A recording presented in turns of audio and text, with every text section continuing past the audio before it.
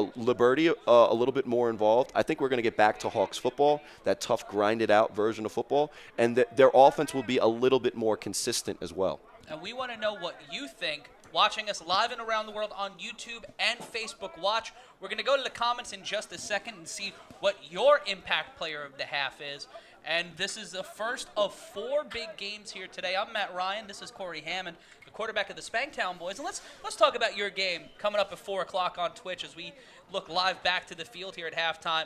What are some of the things that we need to look out for at 4 o'clock when we go live on Twitch when it's the Spanktown Boyz live in action? Well, I try not to be on here bragging about my team. I am very confident in the guys that we have. And here's the kickoff here in Paterson with the run back. So we'll get back to that. I'm sure we got plenty of time today. We got more than enough time, and the run back stopped in progression, and that was number 21 of the Renegades, Damon Edwards, being brought down and stopped as it'll be first down. I think that's a case of mistaken identity. That's Dave Paterson. So if you see a little white guy with that long hair, that's most likely Dave Paterson. You can see he's taking off the jersey right now, putting it back on somebody else. So he's trying to shift around, and so nobody knows who it is. But it's very clear to see that the 5'7" white dude on the field, Dave, we know who you are. Dave Paterson running it back as we will see the Renegades start off the first half after the second half as they threw it off in the first. Well, they start with Jay Rolla again at running back. He's had a couple of plays here where you can see why people would be mentioning his name as often. But he starts 9 yards behind the line of scrimmage, which means that if he's going to get a 5-yard run, he's already got to run 15 yards. And there's the throw to start us off, and that was out to Jay Rolla, and that'll be marked incomplete. Yeah, Soltis on the coverage there. Soltis has been everywhere this game. And we got a penalty on the field. For those saying, LJ's not here this week, I'm Matt Ryan, joined by Corey Hammond. They were asking who's the guy with the beard. That'd be me. I'm Matt Ryan. Yeah, Matt Ryan, not the Atlanta Falcons quarterback, which would make him clearly the best quarterback in this booth. Luckily, I'm joined by Matt Ryan here, the voice, Matt Ryan, and he's clearly the best voice in this booth. Aww. So I can hold on to the quarterback mantle at least for now. I wish I could get half. Like a 1 week's paycheck for the other Matt Ryan. Just if we're, Me and you both. And we see Jay Rolla in the backfield. It'll be 2nd and 10. Jose Hendricks setting his running back in motion, putting him near the line. And there will be another toss to Jay Rolla as he plows his way through. Yeah, so when you start that far in a backfield, he starts about 8 yards deep. Getting back to the line of scrimmage is actually not a bad run. It'll be 3rd down.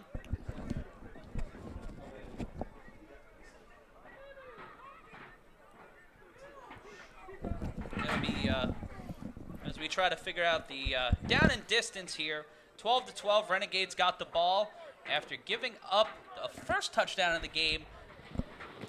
We're back to action here at Roselle Field. Hey, there's that lime green we missed. We see it is the Renegades going up against the Hawks here in our first of 4 games this afternoon live on Facebook Watch. We'll have our first 2 games for you on Facebook Watch, and then a little later today, we're going to see Corey take off the blazer, take off the polo, put on the jersey for the Spanktown Boyz, as they'll be in action in our first of 2 games on Twitch, beginning at 4 p.m., broadcasting live to you, and we'll be... So it looks like 3rd and 10 here. 3rd and 10, Rose Hendricks, play-action play, throwing this one off right over to the big man, DeAndre Haynes.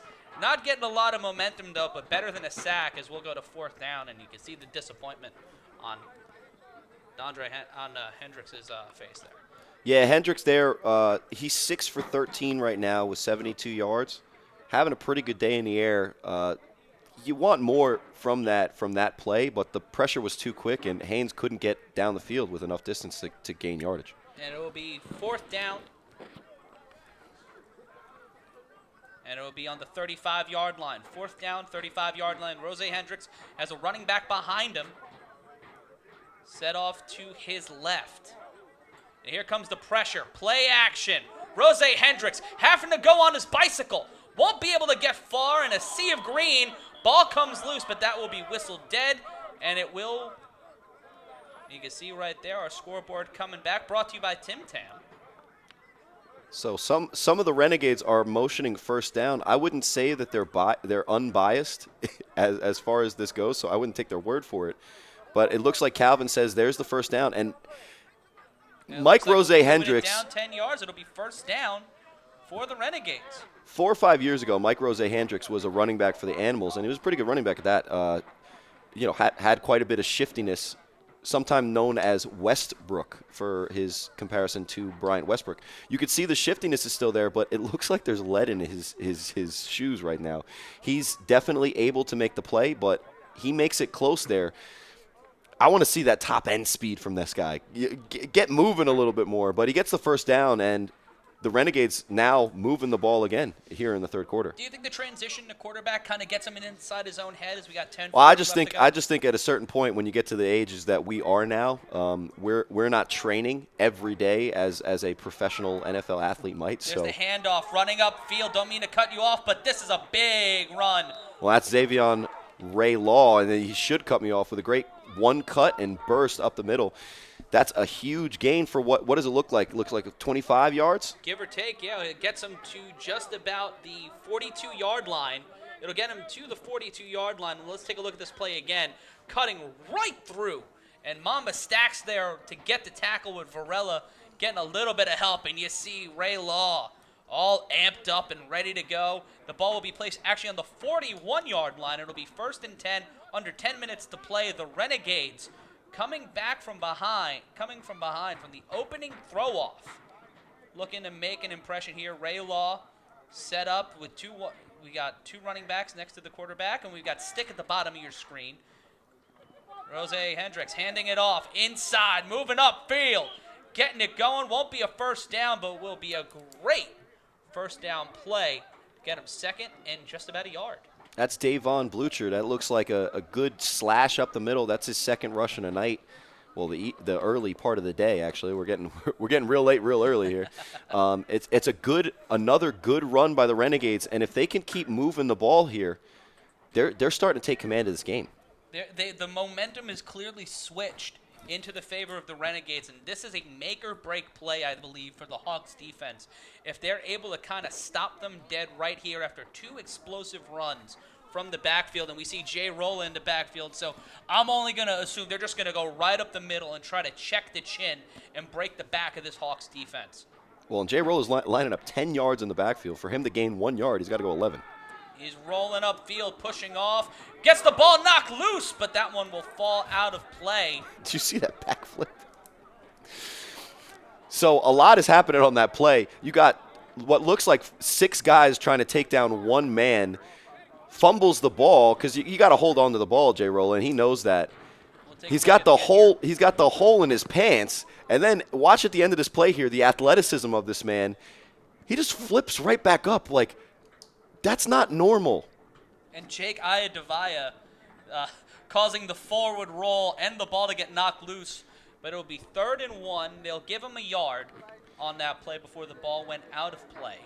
Now, there's J-Roll is still on the field. Two running backs set right behind Rose Hendricks. There's not a lot of players that can make a positive highlight reel out of a fumble. But you saw. And we'll have the whistle blow. And you can see Mamba Stacks a little frustrated, and it'll be against the offense, and it seems like it'll be 3rd and 6. So on 2nd and 1, the Hawks had a big task. Stop Jay Rolla from even getting 1 yard for the first down. They actually looked like they got a loss on that play after the fumble, and that's where we'll see the line. It'll be 3rd and 6 off of the 5-yard penalty. 7:12 left to go, eating up the clock here. It's plays like this that go to decide the game. If the Renegades get a first down here, they keep momentum, they keep the ball, they stay in a good spot scoring-wise, and they frustrate the Hawks defense. If the Hawks get to stop here, they're going to force a fourth down, they're going to get momentum back on their side, and they're going to feel really good about themselves when they get the ball back. Ray Law set up to the left. Jay Rolla going out to the far side, top of your screen. They're going to throw it here. Big pressure, ball knocked loose. The Hawks are looking like they're going to get it. Rolling, stumbling, fumbling, and picked up by the Hawks. That's great play by that Hawks defense. You can see Rose Hendricks. Huge edge rush there by Alan Sparks. makes the play, forces the ball out. That's big Joe Williams on the recovery. Looks like he's hurt on the play. But again, we foreshadowed again. We were talking about the opening throw-off return, and that's a touchdown. This huge play that was one of the big plays in deciding the game, the Hawks come with pressure here on the left. Alan Sparks is there, gets the ball out, punches right out, and Joe Williams picks up the fumble recovery. And instead of being in scoring position with an opportunity to make this game theirs, the Renegades fumble away an opportunity for the momentum to be in their favor, and the Hawks take the ball. Liberty in the huddle. That lunch pail smash mouth attitude, that passion for the game that you will only see here in the A7FL, showing that skill, that grit, that determination. That was all Hawks defense, just putting in that extra gear, putting in that extra effort to prove that they are an elite team in the A7FL. They are not giving up their undefeated season without a fight. Well, they still have a lot of work to do here, but that play is huge and looms huge for the rest of this game. And we'll see Nike Lofton with Alberti set up to his left. In motion, Alberti, play action. Here comes some trouble. Lofton gets the ball knocked out, fighting for it, trying to get to it, and that ball will be whistled dead out of play. But great movement there by the Renegades, coming right off. That was number 13 on the stop. Yeah, that's Willie Logan, a.k.a. Willie Beeman. Wow. And so that's going to go down as a fumble, a loss of what looks like about 35 yards. Nike Lofton, he's got that cool, he's got that calm in the pocket, but a lot of the lack of fundamentals have led to two huge negative plays. The first was that interception, and this fumble. The Renegades might have momentum back after such a kind of boneheaded play, because if you see the Hawks' body language right now, you can see Lofton. He's a little unsure of himself going to Newman, trying to second check. Same thing with Liberty. It's 2nd and 30. Yeah, not very many plays in the playbook for 2nd and 30. It's usually just throw it up and hope it comes down. Or give it Hand to Liberty. Hand off to Liberty. Good pressure up, coming through onto the sideline. Getting the ball knocked down, but running right through it. Liberty just trying to punch him back into the mouth. It's like watching two great heavyweight fighters. It's like watching Tyson Fury and Deontay Wilder late last year, just going after each other. And it looked like the Hawks were out for the count. But this handoff to Liberty, hard cadence, pushing right on through, up towards the sideline, and getting back into the swing of things. It'll be 3rd down and a lot to go. But for this Hawks team, that's just showing how powerful their offense can be. Yeah, and that's what they should really be doing on every play. They keep going to this passing style of offense when they have a rookie quarterback who's more of a runner himself. So here's another pass play. Lofton to Liberty, off the screen, trying to go back to what they were doing earlier on that last play, and a smother and cover there. 3 members of the Renegades defense on 3rd and 15 as they try to move the sticks a little further, but it'll be 4th down and more than their liking for the Hawks. Yeah, so after the huge yardage to go, they get a 12-yard run by Liberty, and then it looks like they get about a 7-yard completion to Liberty, but it's still 4th and 19. It's not more positive than you'd want it to be, but they will decide to throw it off. They'll err on the side of caution here and not go for it on 4th and 19. They're going to make the Renegades fight for it. Newman will throw the ball off for the Hawks. Now, the throw-off rules in A7FL are dissimilar whether it's a kickoff or a punt. So this is more like a punt in football. This ball can actually go out of bounds, and it's usually the best strategy to entail. And it'll be Emmanuel Mack getting it here, and this one will bounce out of play inside the 5. It'll be around the 6-yard line. Good throw there by the Hawks. With 3:20 left to go, it'll be 1st and 10. The Renegades have scored the only no touchdowns in this half. It's been back and forth. We've seen a couple of fumbles. A fumble on Lofton nearly costing the Hawks the entire game. Off of getting a huge sack fumble, getting that turnover, and right here, right now, the Renegades are still in it. They're scratching and clawing. One big play can make or break either team here in the latter portion of this third quarter. For most of this game, if you break down play-by-play, decision by decision, Nike Lofton has been one of the better aspects of the Hawks game. But the one interception at the end of the second quarter and the fumble there, those two kind of, like, we could chalk those up to being like rookie-type plays. Those rookie-type plays are what's keeping the Renegades in this one. All right, now it'll be 1st and 10 on the 17-yard line.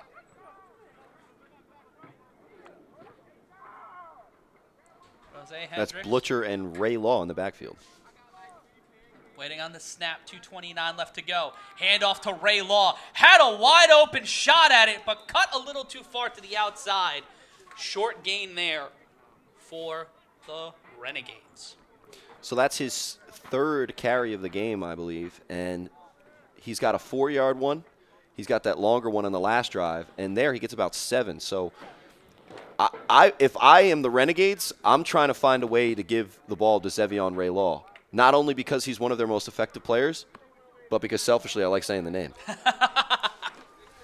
Zevion Ray Law. It's just got a flow to it. It's just like a football name. Yeah, exactly, yeah. It'll be 2nd and 10. 2nd and 6 for the Renegades. Good short 4-yard gain there. And we see Rose Hendricks, one running back in the backfield, 3 front on the line. 2 wide receivers. Play action again, rolling out to his right, in trouble. Soltis almost got him, and chasing after that one was number 8, not being able to pick that one up, as it'll be 3rd down for the Renegades. Yeah, pass just out of the outreached arms of Davon Butcher. Rose Hendricks started this game off, and I gave him the DAP at halftime as my player of the half. And in this half so far, he's only got the 1 completion, the big fumble, and that run for the 1st down on 4th. So if the Renegades are going to win here, it's going to be their quarterback.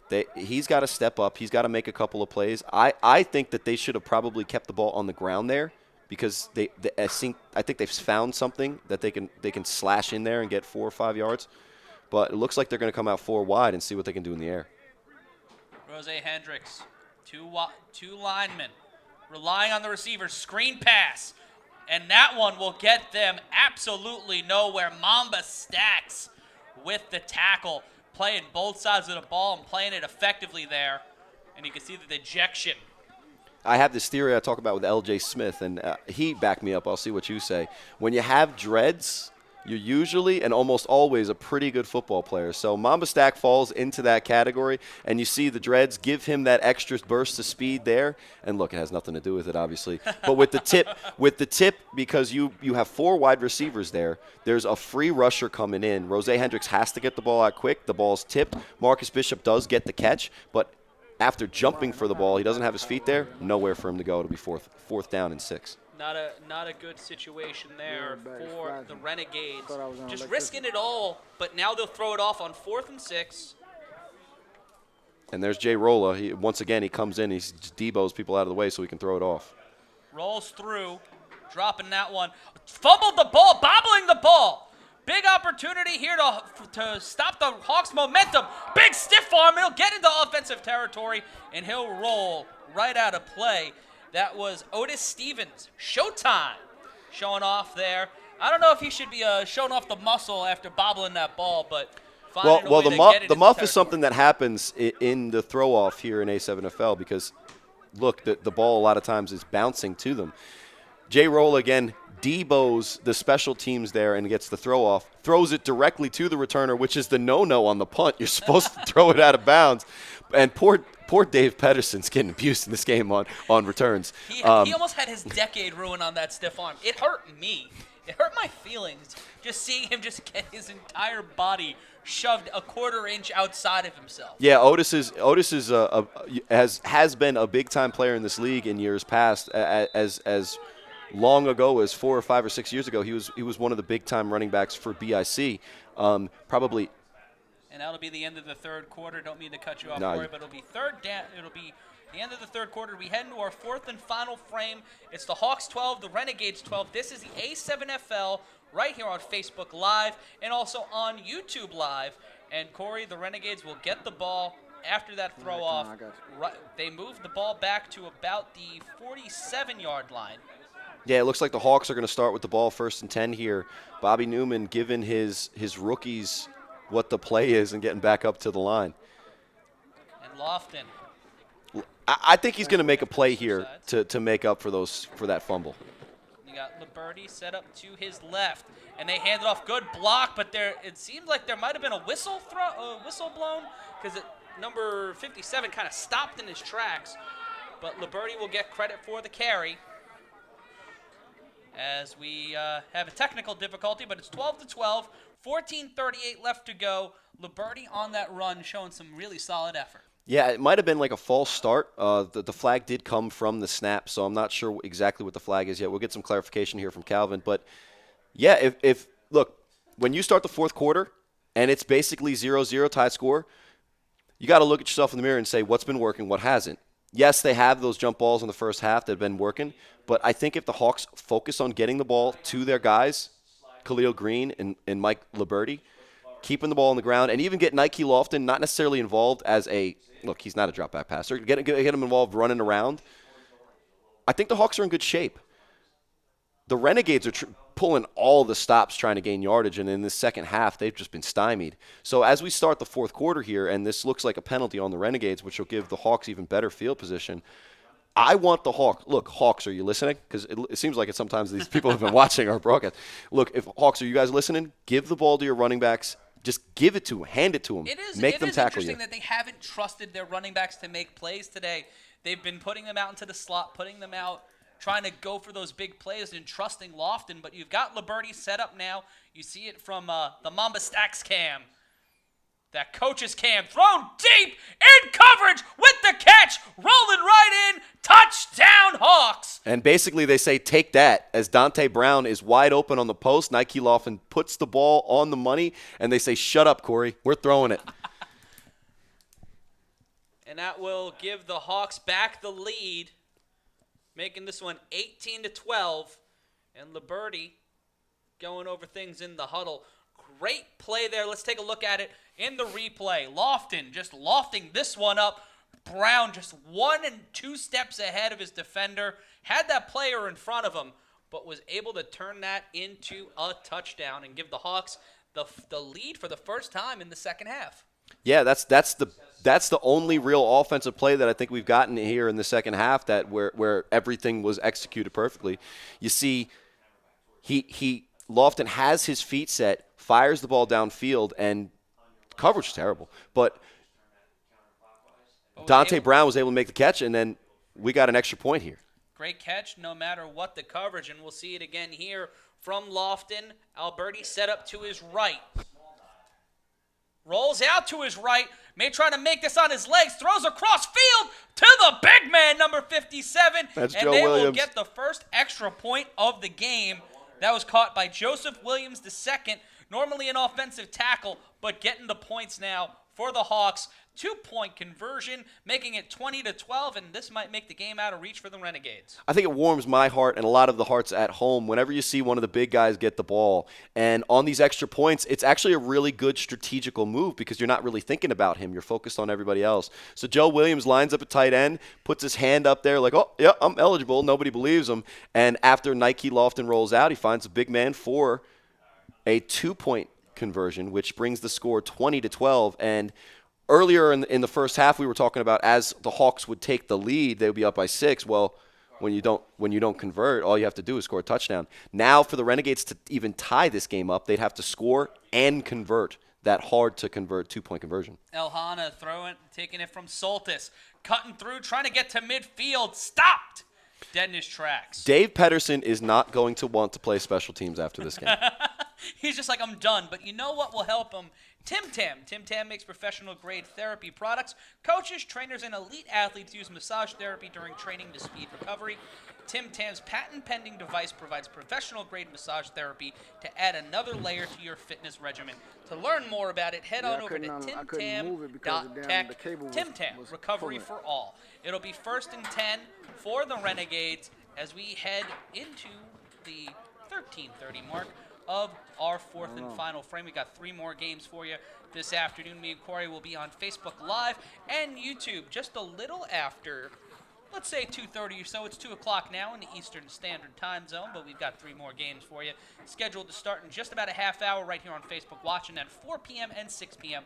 on Twitch, as we've got action for you here, and it will be Rose. It's a power formation. It looks like they're going to run the ball. And they hand it off to the right. And moving upfield. Can't get anything to go, but that'll be Blucher making the move. Or if you look at his jersey, it's blue. And also, if you're watching us on Twitch and you see a play like Joseph Williams making that fat guy touchdown, you're going to be able to clip that play, use the hashtag fat guy touchdown. As a fat guy, I love a fat guy touchdown. Everyone loves a fat guy touchdown. Send it to Deadspin. We saw Tyrann Mathieu of the NFL sharing our stuff via NFL memes. Yep, Cam Chancellor. Cam Chancellor as well. This is the most gifable, memeable league in sports, embracing the big plays, embracing the big hits, and embracing the safety of modern professional football here in the A7FL. Shifting in motion, 3 men up on the line. It's technically 4 with a tight end. Handed it off to the big man. Moving along. Dropped and stopped. That's Sparks on the play. Whenever you hear that noise from the crowd, that, oh, usually it's Sparks in on the play. Now, he does look to be shaken up. He'll probably be back in here in a little bit. And that's Xavion Ray Law on the carry. With the Jamaican head attire.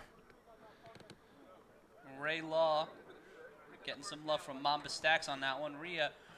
Redressing his do-rag. And we'll see it here on the play. Ray Law just shirking off the defender, but running into Stevens, and a little bit of a jack to the knee. And Sparks, whap, dropping him down and taking his teammate down with him. Eating the turf as we head to second down. You could even see on that you could see on that slow motion replay. Alan Sparks is actually a nice guy. It looked if you watch, look. It looked like the play was over, so he's like, I'm not going to hurt my own guy. But when Law looked like he was going to break through, that switch clicked on in Sparks' head, and then he went for the kill, and both of them went down. Third down on the 34-yard line. Renegades looking to get back to a tie here, down 8 in the fourth quarter. Calling for some motion. Calling for motion at the bottom of your screen. Come on, give him motion. And now we got a little bit of motion. And a little bit of locomotion as Jay Stacks trying to make a move, but he will get pushed back. Jay Rolla, pardon me, with a smile on his face. It looked like he enjoyed that, but he will get taken for a loss, and it will be 4th down for the Renegades, staring down an 8-point deficit against the undefeated Hawks. So you got a monster on your team, right? We talked about the Pokemon reference. But you have a monster on your team, and you're trying to force him the ball. Now, he just hasn't been able to get loose. Now, is that rust? Is that Father Time? Is that the design of the play? Actually, the most effective play that they ran, if you remember when he first got in there, they ran that play action. Everybody bid on it. So on third down, I don't know why you're running just that sweep to a guy who hasn't been able to gain yardage, but it's now 4th and 10, and the Renegades with a lot of time still here left in the game, they don't have to go for it. And the Hawks had that defense just moving straight to the right and coming in right on our screen. Yeah, at this point, it looks like the Renegades don't necessarily even have any confidence in their passing game. Rose Hendricks was able to get some stuff done in the first half, but now that the Hawks are bringing that extra pressure, it almost seems like always a negative play when you go in the air. So, look, a lot left to this game, but it seems like the scales are tipping in the Hawks' favor in a big way. And we'll have a throw off here on 4th down. May want to bounce this one out of play. And that's Marcus Bishop on the throw, even though he's got Tony Park's jersey on. And taking it back will be number 3 of the Hawks. This one will bounce, but remain in play. Covered by Abe. Cut inside, dragging him along and being brought down. And it'll be 1st and 10 for the Hawks. I call that tackle the Yorkie. It's an ankle biter tackle there. And Abe, look. Otis Stevens with the return, and he's limping off the field after Abe tried to jack his ankle up, biting him like a Shih Tzu, a small Pomeranian. Watch your language there, sir. Yeah. No, the ankle tackle, when it works, right, it's effective. Now, Dave Paterson got the, unfortunately, or fortunately for him, got the play off on special teams there, so we didn't see the other version of that ankle-biting tackle. But look, Abe has actually been playing solid football in every aspect. He has that big catch in the first half, and even though it doesn't look like a great play, tackles on special teams are huge. And it'll be 1st and 10, just inside the 29-yard line. So they look like they're going to come out, run the ball here with the lead. 34. Handoff to Alberti. Alberti gets through one. Liberty, pardon me. Liberty rolling through. And it'll be a short gain, 2nd down for the Hawks. Well, Liberty, a.k.a. Rocky, he's getting the ball a little bit more in the second half. They started in the first drive of the game with 4 straight runs to Liberty, and he's not been getting great blocking. Number 77's looking around like, whoops. But he's very hard to bring down, and he's always got that forward momentum. He's got the nickname Rocky from the commissioner of our league, Ryan DePaul, which just sees the fighter in him, the Italian stallion, the underdog story. Determination of Liberty getting 2 yards on a broken play. It'll be 2nd and 8. Just getting past the 35-yard line, now on the 36. So if you're going to give him the ball, you might as well block maybe one guy. I don't know. What do you think, Matt? I would think. Well, they've got 2 blockers set up to the left, and now one in motion, and they'll toss off to the right, but and they don't block again. It seems like the play's blown dead. If the play was blown dead, the offensive line must have heard a whistle, but Liberty kept on running. Well, Liberty was lucky there that Charizard just decided to not, be part of Pokemon. If you watch Jay Rolla there, he just decides, no, I'm not playing this play. Like midway through the play, he's in the backfield ready to make the play. And I think there was a whistle from the sideline, there's a distraction. But yeah, there will be a penalty here, and then it'll be repeat 3rd down. About 15 yards. Back to about the 24-yard line. Nope, it'll be. Jay Roll's kicking that cone. Stupid cone. 8:11 left to go in the 4th quarter. Then we move back 5 yards, pardon me. It'll be 3rd and 12. Yeah, it looks like false start. That's how they got through so quickly, is they cheated. Be a 3rd and 12. Liberty set up to the right of Lofton. In motion now, Newman. Bottom of your screen, you got a wide receiver up top. And on the bottom, Lofton rolling out. Liberty setting up for a block. And Lofton will take that on the legs and get a 1st down. Liberty just signaling along. Follow me. Yeah, that's one of the best pass plays that the Hawks can run. Now, when I talked nonsense about their pass game, they threw for a touchdown right in my face, so good for you guys. But with Nike Lofton rolling out to his right, having a blocker in front of him, that's a really tough play to stop, and they get an easy 10 yards and what looks like a 1st down.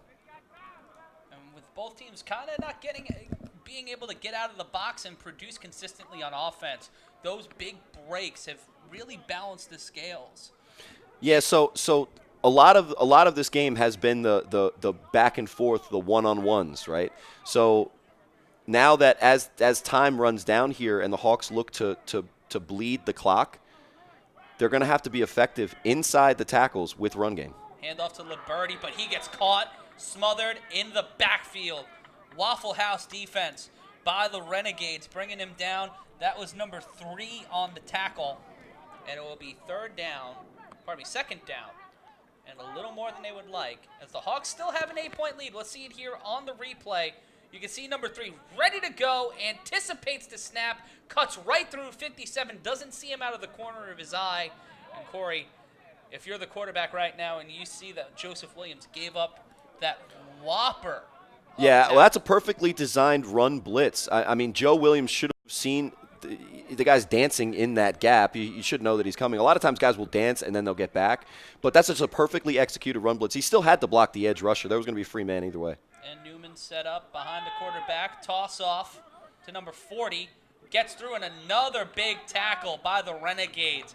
Not letting any of that happen. Tackle by Dondre Haynes. Yeah, so that's Farrell Gordon, a.k.a. 40 Ugly. And we didn't get an explanation on that, but I just wanted to bring that to the attention of the people watching home. And that'll be a loss of 2. It'll be 4th and 17 now for the Hawks. And they have the 8-point lead. They're gonna gamble. They're gonna risk it with under 5.5 to play. Well, the Renegades didn't come here to just give the game away. They've been fighting tooth and nail all game, and to be honest, what it's looked like is they're just a little bit undermanned. Timeout called by the They Hawks. don't necessarily have some of the talent that the Hawks do, and now the Hawks have young talent, as we've seen from some of the mistakes from their rookies. But they're fighting, and on those, in a part of the game where you know you're going to have to stop the run because your opponent who's winning is going to bleed the clock. Those 3 big rush defense plays by the Renegades show that they're not giving up, and they're going to be here till the final whistle. And it'll be 4th and 17 as we head into the latter portion of the 4th quarter. And they're going to go for it with 5:09 left to play.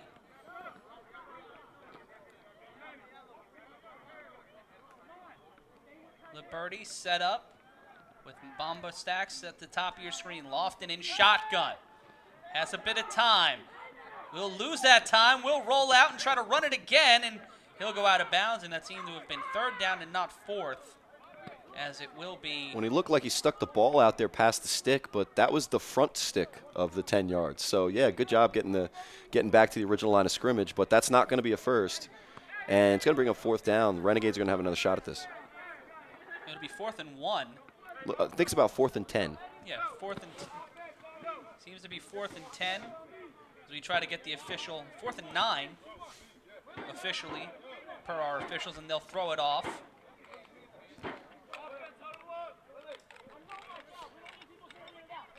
So it'll be Lofton on the throw off. Lofton will be throwing it off. He'll be joined at the top of your screen by James Lowe, JP Get Low, for those looking to play nickname bingo. And it'll be Flasho, number 24, taking it back. That's Sean Terrell, Flash G, pardon me. That one will bounce out of play. And everybody at home is a little upset that that's what just happened on that play, but that's how you execute a throw-off on 4th down. You don't want to give a playmaker the ball in open field. And the Renegades looks like they'll start about the 12 to 15-yard line. Walking towards Flash G, walking towards about the 15. He'll stop short around the 17-yard line. It'll be 1st and 10. And they'll spot that ball at the 15. And the Renegades here with 4:35. The clock will keep ticking until that 2-minute warning unless either team calls a timeout. Hawks have 2 timeouts remaining. They called it before that 3rd and 15, and the Renegades have all their timeouts left. Corey, if you were under center right now, you were trying to figure out what you wanted to do, what would your strategy be? You've seen some big plays break open, but you've seen this Hawks defense be aggressive. You got Varela, who broke up 2 potential touchdowns in the first half. Well, this is a great shot to see it. Look at the Hawks defense. Look where all their heads are in comparison to number 44, Duron Haynes. I think that's the matchup that I would be looking to exploit, number 1. But number 2, you have to – they're spreading the Hawks out and inviting a quicker pass rush. I would actually give myself a little bit more time and find a one-on-one matchup that I liked. Look, I don't like that DeAndre Haynes is basically here as an inline blocker, and Soltis is lined up right on him because he knows football just as well as anybody in this league. 2 linebackers right at the edge here. And Mamba Stacks just off the rush, and that one was going somewhere, but it went right into the ground. Looks like they were trying to set up a double screen. Well, it looked like a double screen or a quick slant, or they were just trying to get the ball out to one of their receivers in open space. But if you throw the ball at the dirt, it's pretty tough to make a play. And Mike Rosa Hendricks has stepped up here, and as a non-quarterback, has made a bunch of big plays here to keep the Renegades in the game. But now's winning time, and they're going to have to throw the ball with only 3 minutes left here, and what looks like a lackadaisical offensive kind of tempo here. And they go back to the 4 wide, which means, look, the Hawks have 3 guys rushing to Hendricks.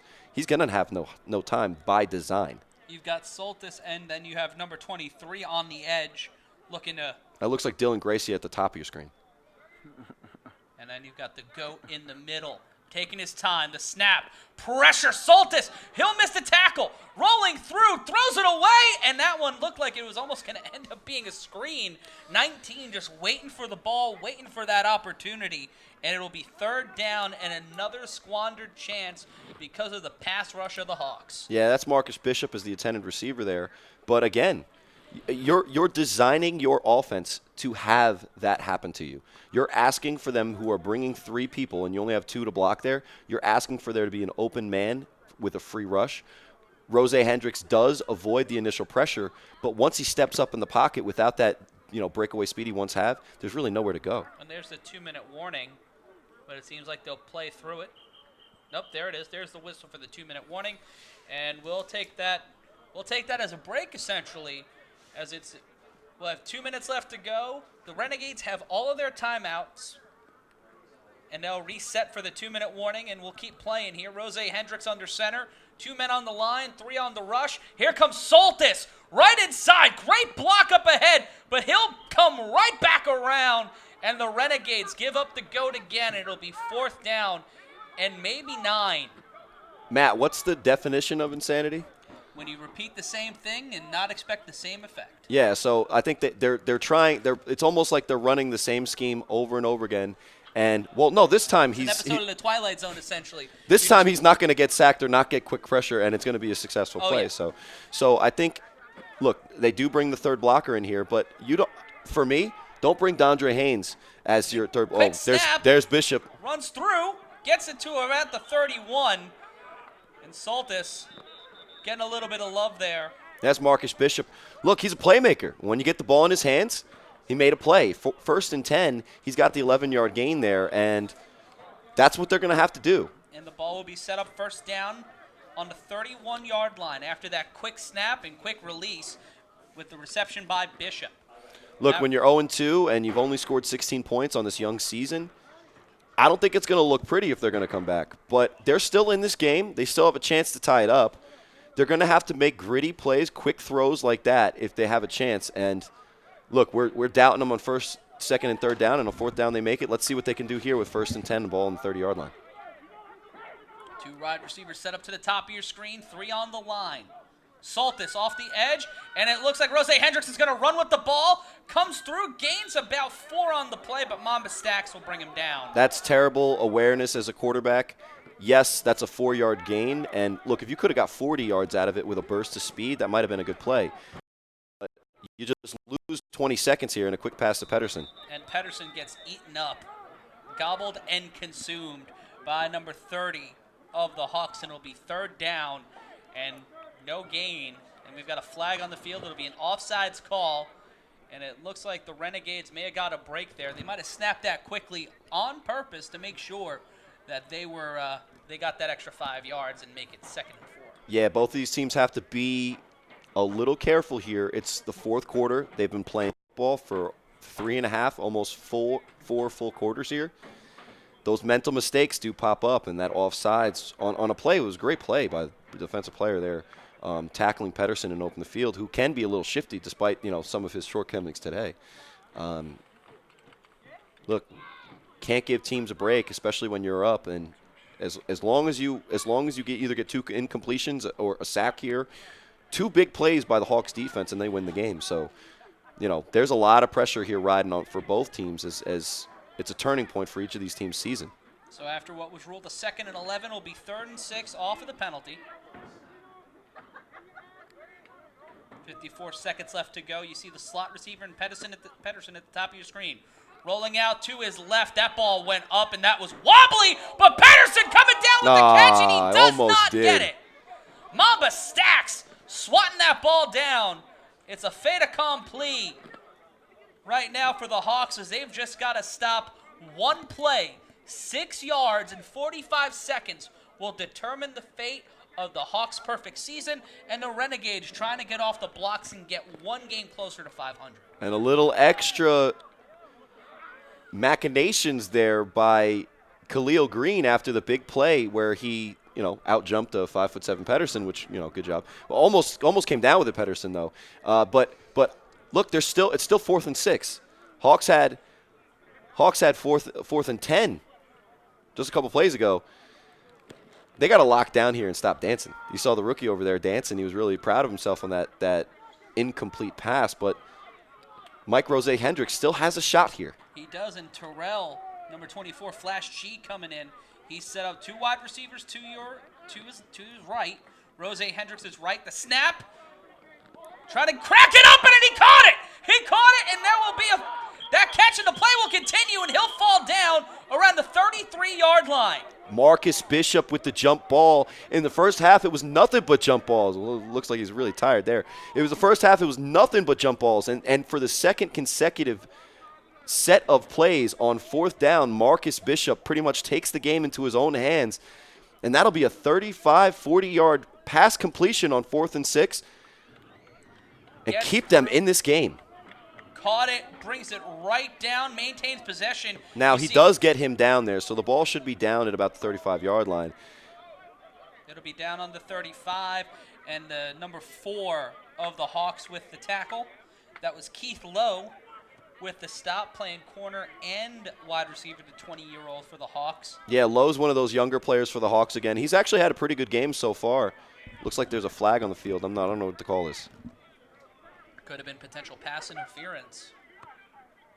That would be. Or excessive celebration. Yeah, I'm not sure. That would, if that's pass interference, that's extremely late to throw that. So I really hope it's not, because it looked like a really clean play in the air. We'll see what Calvin calls here. Either way, they're set up near the 45 now. It took him 10 yards back. It could have been offensive pass interference. They're setting it at the 47. Well, they're bringing the ball back because he didn't gain that extra yardage, because he was touched down with his knee after catching the initial jump ball. It almost looked like he was going to break it, and it was one of those, like, you lose your mind plays, and you didn't tap him down to make sure that he was down, and he gets back up after falling and scores a touchdown. Terrell at the bottom of your screen. You've got Bishop at the top of it. Waiting for the snap. Stick. The slot receiver, the throw. This one going high to Terrell. Terrell has the defender slip, and that was number 14, Varela. Varela slipping up here and giving up the goat with 25 seconds left to go, putting the Renegades in prime scoring position.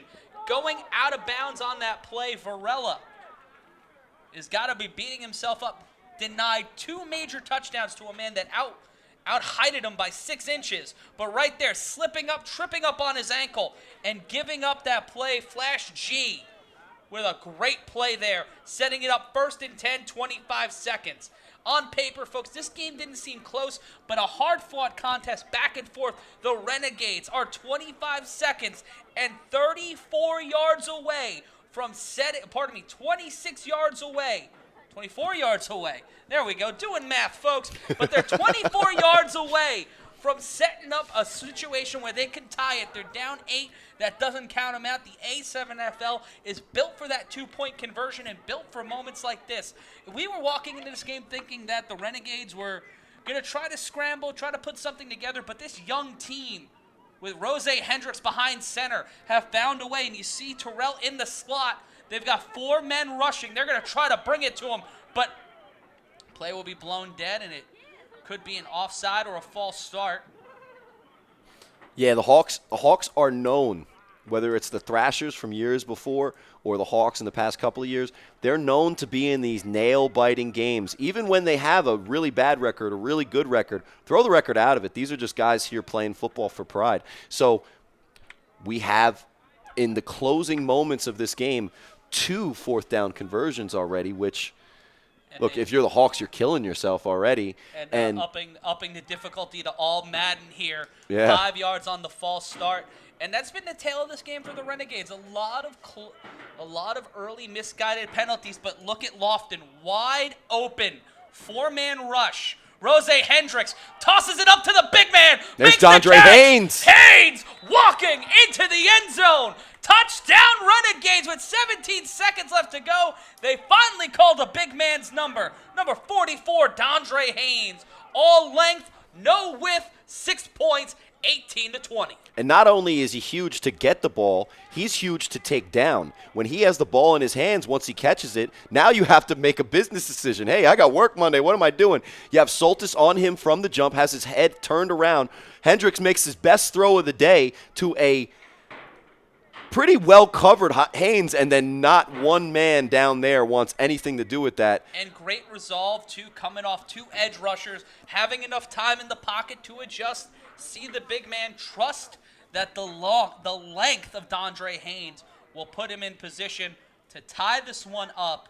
And we'll see Haynes and Haynes on the line, Dondre and Jaron. Now it'll come down to one more play, really, for the Renegades. If they can convert here, we go to overtime.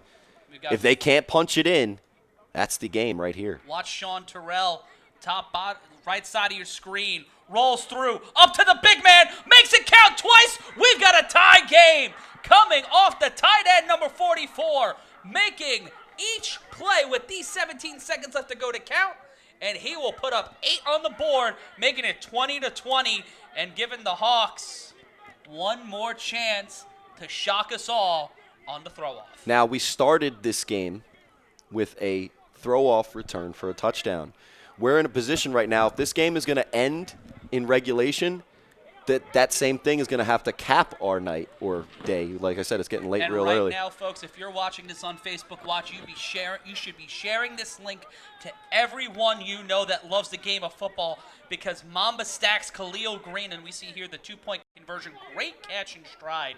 Coming down with the ball, making this 20-20.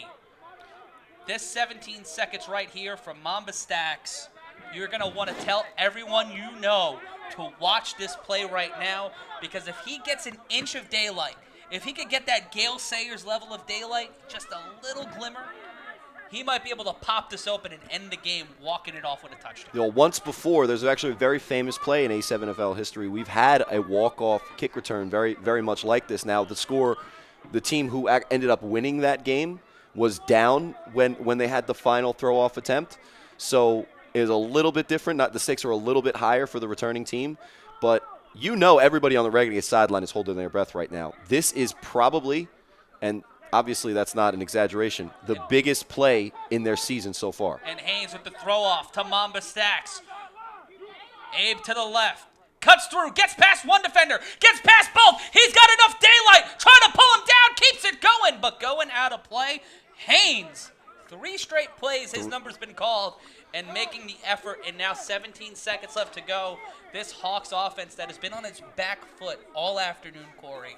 It's Matt Ryan, Corey Hammond with you on the A7FL, and people saying this game is lit. It is lit right here today, this afternoon.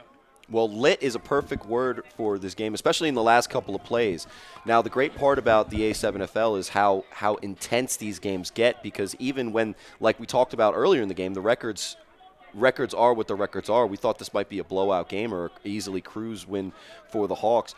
All of these guys are coming here ready to play, and what separates the top teams from the bottom teams in some instances isn't that big of a talent level difference. Now, with 17 seconds left, the Hawks are in a similar position they were against with my team in Spanktown week 1. Now, they had a little bit more time left, but they already have had a walk-off win this year with Nike Lofton throwing a touchdown pass in week 1 to Mike Liberty.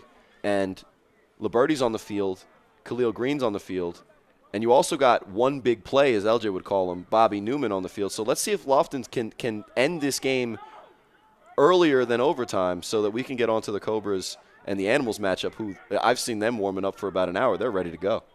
Lofton, under center, shotgun, snaps. Has nothing but time. He's got nothing but time. Throws it off. Big catch by Newman. Newman crossing the field. Gets into offensive territory. Big block up front. Keeps it moving. Keeps it stumbling. Out of play. 8 seconds left to go. And it'll be 7 seconds left on the clock. And one big play is his nickname in this league, given to him by LJ Smith. And that is the first big play Bobby Newman's made all game. And now you switch the field position. You actually have an attempt at that Hail Mary throw to get it in. Gain some yardage. And let's take a look at it again on the replay. Newman running, moving along, and he was out of bounds with about, let's say, 9 seconds left to go. 8, 9 seconds, somewhere around there. And that 1 second might make a big difference here. And drops it right down on the 40-yard line.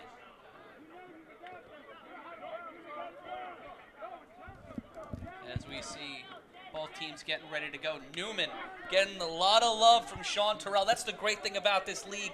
These guys have nothing but love and respect for not only the game but for each other, and a high level of just respect and just athletic respect from both sides. Yeah, now tensions go real high and get real hot in this game because, you know, especially when you don't have a helmet and you're going against in a tough mano-a-mano sport, you know exactly who it is that you're going against every play, and you look them right in the face.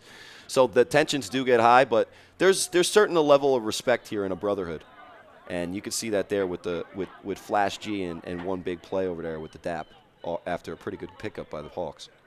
That's 7 seconds left to go. Seems like they're calling it back.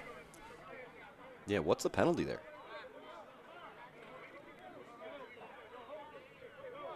After that huge play, they're calling this one back. Try to get some 7 seconds. Oh, illegal touching? An illegal touching penalty will completely negate it. An ineligible receiver. Newman's deemed ineligible by the officials. That is technically the rule. You got to declare yourself, but he was actually detached from the line of scrimmage, which made him a de facto eligible receiver. Now, technically the rule is that you can detach from the line of scrimmage and still be an inline blocker. According to Russell Ferentz, it was an illegal block in the back penalty, but... Thanks, Russell. I'm glad you gave us that call from wherever you're sitting, watching us on Facebook watching Live. Us live on Facebook Live. Are you wearing stripes right now? That would be interesting to find out. Do you watch the It's game at actually a home zebra, with the? but It's actually a Lofton, zebra. 6 seconds left. Rolls out again. Running around, trying to make something happen and avoid overtime.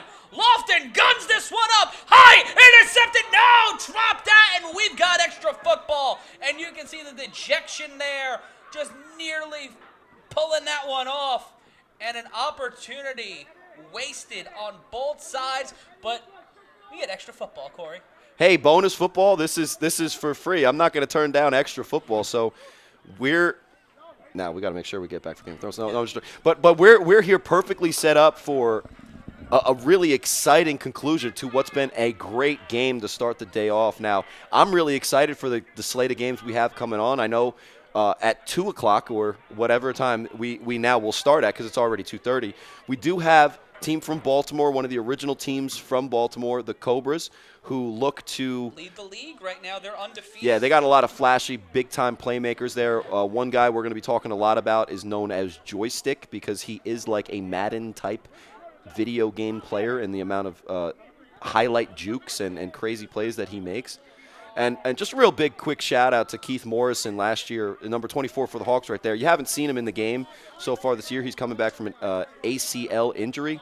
But he is one of the captains with Soltis as we decide who's getting the ball first in overtime. And Corey, for people who haven't seen A7FL overtime before, break down what are the differences, how is this going? We see a coin toss. So break down what's going on. So the way it works in A7FL is very similar to the way college football does a shootout style overtime, where we're not going to have regular possessions. We're going to start at the 25-yard line, and you're going to have your opportunity to score points, and then the either conclusion of a fourth down and a turnover or an interception or whatever, or points, then the ball will be flipped. The other offense will have an opportunity to either take the lead or tie. And then if we end after the first round, where it's either 6-6, 7-7, 8-8, or 0-0, then another round of that 25 yards and in goes into play. Each team gets a shot until they can't make it. Now, the cool thing is here, in college football, there's a kicker. So there's a built-in rule after the third possession, you have to go for 2 each time. In the A7FL, we have taken the soccer player out of it. So if one of these teams does score on offense in overtime, the extra point, which is a football play, not a kick, will be huge. So whoever starts with the ball, and it looks like the Renegades will start. Like the Renegades will be on offense starting from their own 25. And they'll be going 25 yards and into the end zone, so it is a short field. And what makes the college overtime rules a little ridiculous is you're starting in scoring position because there's a kicker involved. Now here, 25 yards is certainly a distance where you can score from, but there's no gimme, 23-yard chip shot field goals to get the 3 points on the board. One of these teams is going to have to end the game by getting into the end zone. And we'll see as the Hawks won the toss and they elect to get the ball second because they have the advantage now for this first overtime. And the Renegades going over the play here. And let us know what you're thinking about this. Make your voice heard in the comments, or hit us up on Twitter at the A7FL, or also on Instagram at A7FL. We've got Haynes and Haynes on either side of the line. In motion. The handoff. Run off left. Finding some daylight, but not enough. Shoving them hard into the sideline. Blucher with a short carry there, and it'll be second down.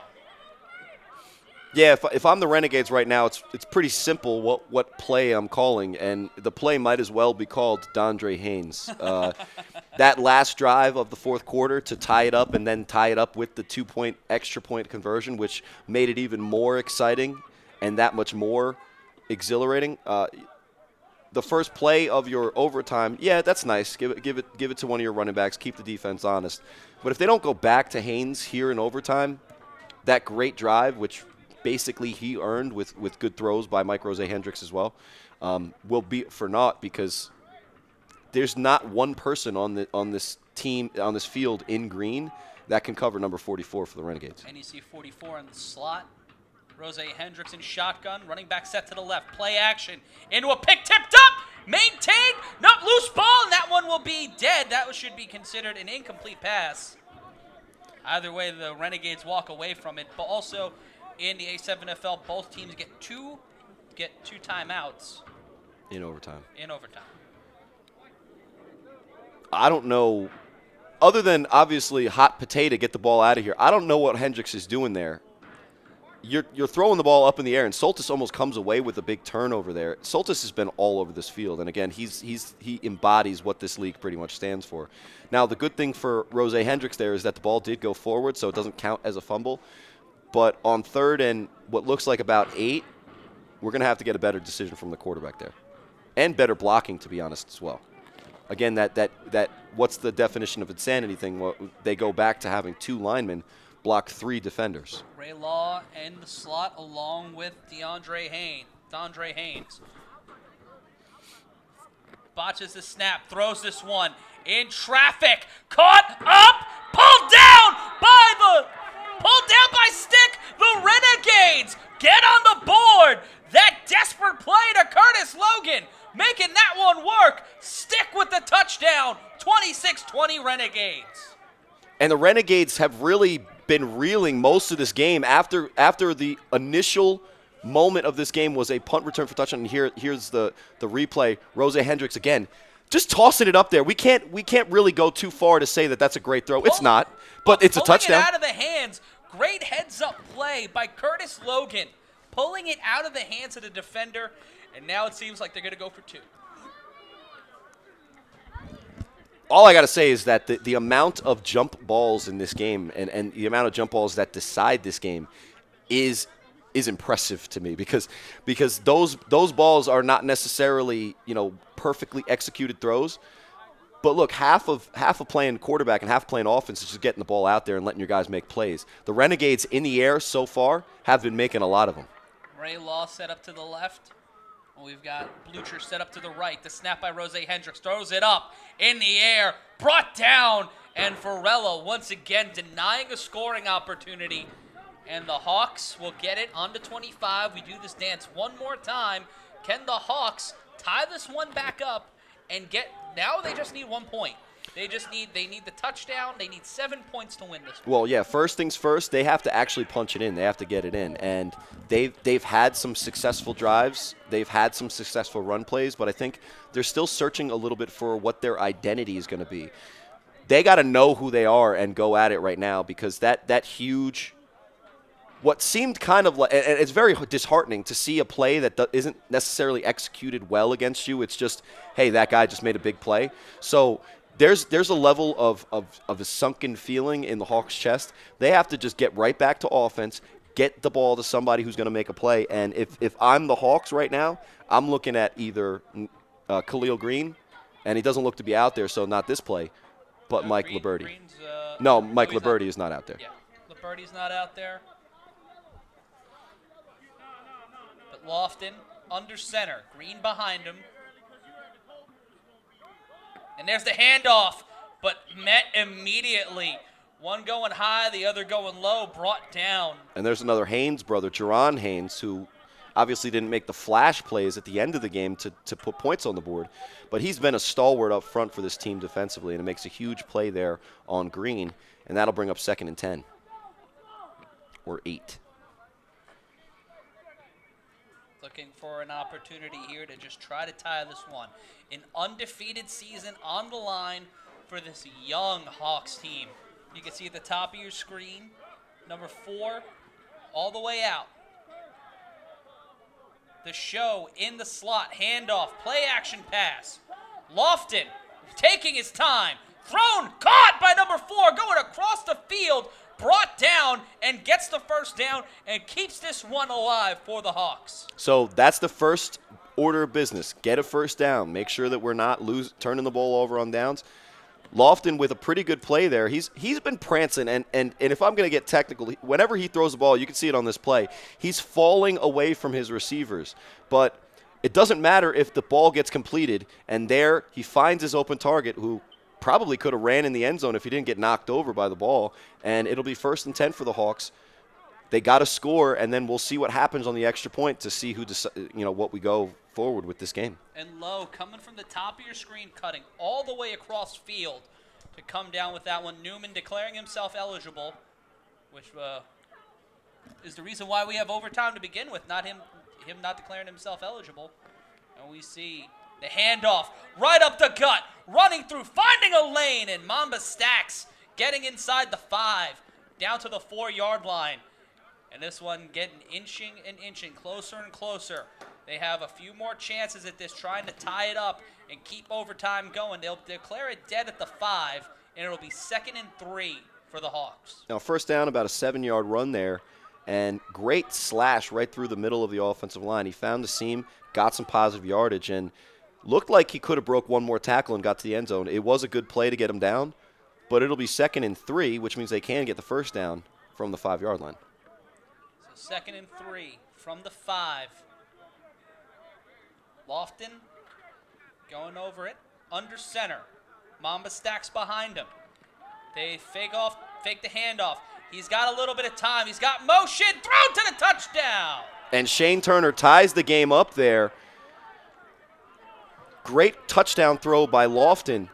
Now is the deciding play in the game potentially. If they score here, they're going for 1, it looks like. If they score here, game over. It'll be 27-26. If they do get to stop the Renegades, then the Hawks will go right back on the offensive side of the ball, and we'll get the 2nd round of overtime. Rolling on through. You see it again on this touchdown. Wide open space, just enough there. And Lofton leading them over to the right side, drawing the defense's eye. And right now, well, he did that thing I mentioned in the first half. Now this time it worked because there was a little less space. Rolls out to his right, throws across his field, but it looked like the route was actually designed to go there, and he didn't have to throw across coverage. And the snap rolls off to his left, looking for an option, and he'll ground that one. And he'll throw that one down. It looked like it could have been towards Mamba Stacks, but either way, this game will roll on. And we'll just flip it back around again. Well, yeah, and now again the Renegades will get the ball second, so they're in the position of strength a little bit. I don't know what the play call was there, because that is a big play. That's a deciding play in the game, and I would have much more liked an option where Nike Lofton was going to his right, where he's a right-handed quarterback, because when he started to roll to his left and DeAndre Haynes got that quick pressure. There wasn't much he could do with the ball. The ball went straight into the ground because you're a righty rolling to your left. Your body's wide open, and you throw it straight into the ground. For a winning play, winning teams have a better design. See, the thing about having a quarterback like Lofton is you can call a pass play, and it's a potential for a run on the pass. Having that option means that you can more easily get a sneak through. Sorry, we have a little bit of distraction here. Somebody's sticking their fingers through. So it'll be well-guarded press box here. Yeah, so it'll be 1st and 10, second overtime. Green gets the ball right up the middle, running through, nothing but daylight ahead of him. Touchdown, Hawks! And you knew Khalil Green was eventually going to have another breakthrough play. And as I say, what's up to Big Mo, who's looking at me like a hungry person ready to eat some ribs at a cookout. Yeah, don't give me that smile face. I already lost enough teeth. Get out of here. So that's just a little preview for the game that's coming up. But let's focus on this beautiful game so far. Stop interrupting us, Mo. Just Khalil Green just finding grand opening, grand closing all through Green.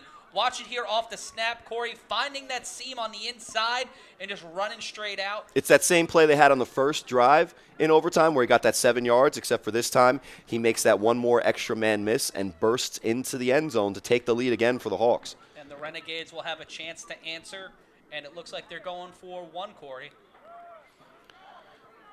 Well, I just want to see them do something that should work. Again, they have the pass formation to the left unless Nike Lofton rolls out to his right again. He rolls out to his right, tosses it through, and that one goes to Mamba Stacks.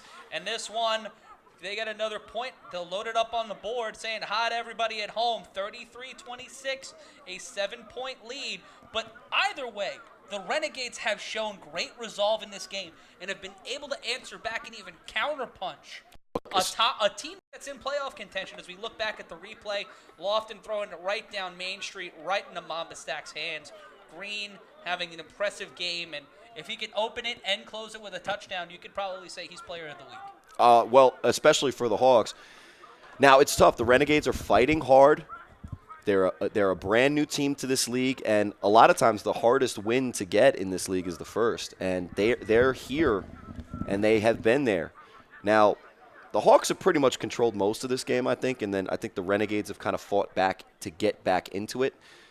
I don't think at any moment in this game they've even led, but right now, down 7, they have an opportunity to first get punch the touchdown in, and then if they want, they might even get a little frisky and try to go for 2 and win the game. Now, they were looking to find Dondre Haynes on that last overtime round. Let's see what they do here. Under center in the shotgun. Ray Law set up to the left. False start. And once again, they go back with the 2-man offensive line. Now, they did score a touchdown on overtime when I did bring that up again, so they look to be a false not start sure on where the Renegades. not sure where the penalty was. It looks like the Hawks took a timeout. Yeah, so no penalty. The Hawks just wanted to talk about it as they once again come out with 4 wide. Soltis, you see the defensive captain out there telling everybody what to do.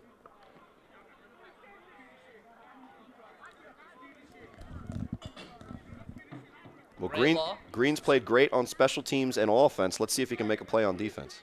Quarterback option running up through. The former running back trying to make his way through. Ball comes loose, and it seems like it got picked up by the Hawks, but we got to wait for the official. Yeah, they're gonna call his forward progress stopped, and Mike definitely still has the shakes there. He got the juke. He made Soltis miss. It's just that burst speed he's lacking because that gain is only 2 yards on the called quarterback run, and it'll be second and about 8. And you can see the body language of the Hawks. Their hands are on their hips. They're ready for this one to be over. They're just patiently playing the waiting game, but that could open the door here for the big man, number 44, to Dondre Haynes to get another touchdown. Another 2-man line. Ray Law set up to the left, 2 wide receivers to the quarterback's right. Well, they have the running back in the backfield just to pick up the extra man blocking. Rose Hendricks off the screen, can't get that to go, and it'll be 3rd down. So they gain about 2 on the play, get down to about the 20. What's good about here is it's not 3rd and 5 in the early part of the game in your own territory, where if you don't convert it here, you have to punt it or throw it off. So it is 4-down territory. There's obviously nothing for this team to lose. They're going to go for it 2 more times. Do they lob it though? Do they try with this play to go for the 3rd down? Yeah, well, there's two schools of thought. There's do what's worked, and then there's do what you probably can do best. Now, Xavion Ray-Law, we've talked about a lot for his name, but he has been effective when he's getting the ball in a running formation. If it's not that, then I would probably want to throw to Dondre Hayes, who's pretty much been the only breakout performer offensively for the Renegades. And on 3rd and 5, we'll see what they do here. And they've got Blucher in the slot, Ray-Law out of frame, and they've got number 4 at the top of your screen. Rose Hendricks throws this one up. Top of your screen, caught, not brought down. It'll be 4th down. And once again, Joe Varela has been the doorman, the gatekeeper, Mordor of the Hawks this afternoon, making another huge stop and just being right under where he needs to be. And we'll take a look at it again on the replay. Rose Hendricks throws this one up high, right under, slaps that ball right out of his hands, and makes this 4th down. Well, it's another pretty good defensive play by Varela up there. He's been in the midst of either bad or good plays for the Hawks, and it's been him that decides it. I mentioned earlier in the game that less people on the field, that one-on-one matchup looms huge in what is the outcome of this game. And he's been, in most of those circumstances, able to step up to the plate and make a big play for his team. So one last shot. Again, 4th down for the Renegades. 4 linemen set. The snap. Run through. The big tack. Intercepted. And this one is over. Game on the line. The defense comes straight in. And the Renegades fighting as hard as they could, but unable to overcome the Hawks. 1 interception, and if we could look again on the replay, just a huge, huge stop there. Rose not able to get that one to go off, and a heartbreaker here in Roselle. We see again on the snap. No time, just dropping it right in, and you can see the disappointment in the wide receiver's face as this one falls apart. Curtis Logan not able to get it go, but a great sign of sportsmanship from both sides. Corey, what are your takeaways? Well, the takeaway is Khalil Green actually ended up almost starting the game off with a touchdown and pretty much capping the game off with a touchdown.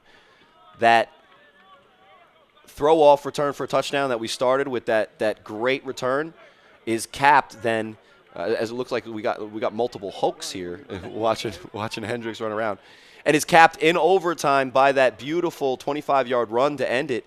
He ends with about 65 yards on the ground with the touchdown, couple catches in the day for about 60 yards, and the throw-off return for a touchdown to start the game off, which was the difference in today's game. And we can say Mamba Stacks was the player of the game, but we look back to the defense and those playmaking moments, Varela being right under there, those back-to-back fumbles, those real missteps, just the little subtleties were the things that made it different. And now we'll head into our second game of the afternoon, as it'll be Silk City. Yeah, the Animals coming out in the all-black uniform against the Cobras in what is their throwback uniform, the blue and the black. Last year they were wearing the Maryland colors of the Maryland flag, which was an interesting look. I'm excited for this game because whenever you have a team from Baltimore come up on 95, they're not coming up here just to have a good time with the buddies and play a little touch football. No, they're coming up here for a hard-fought matchup, and they're going to fight tooth and nail to get this victory. For me, if I'm looking at the Cobras, they got a quarterback, Buck, who's their leader on offense, is a very consistent game manager at times. He's mobile enough to make plays on the ground, and he has been effective in the air with pretty good fundamentals as a quarterback goes. And he also has on his team, number 5 is known as Joystick. And the reason his name is Joystick is because he's going to put that juke stick on you when you're in the open field and might be another one of those players on the throw-off that's going to be really dangerous. And then I think the biggest and literally the biggest playmaker for both sides of the field is going to be Bone. Bone has been kind of a fan favorite in this league because Bone's going to play running back. He's going to play tight end. He's going to play wide receiver.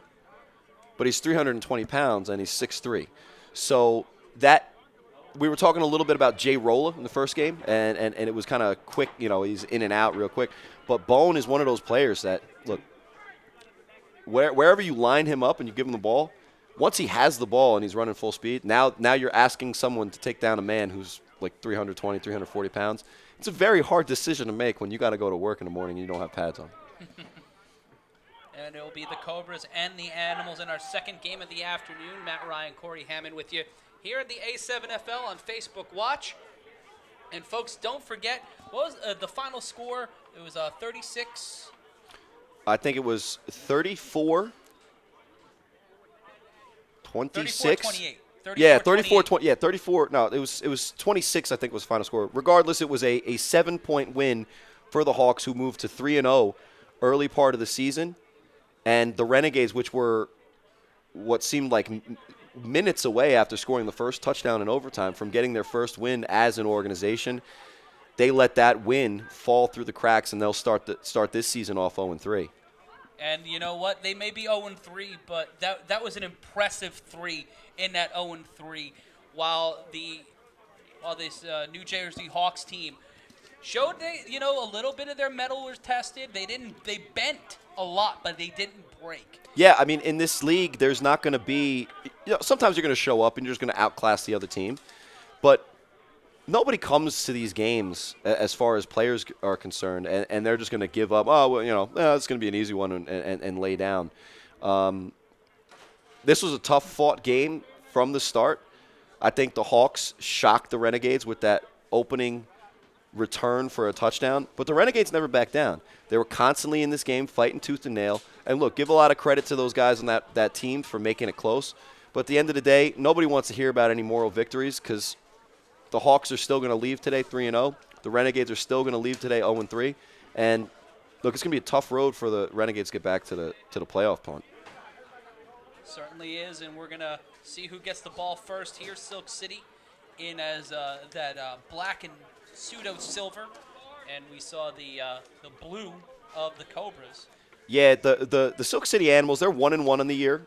They're one of the teams like last year's Hawk team that feels that even though they missed the playoffs last year, they have a lot more going for them this year, and they did seem really optimistic early on in the season when I spoke to them preseason. Talking to Brian Santapasan, who's pretty much the owner and general manager of the Silk City Animals, he was really excited about their quarterback, and his name is David Rios, a.k.a. Bebo.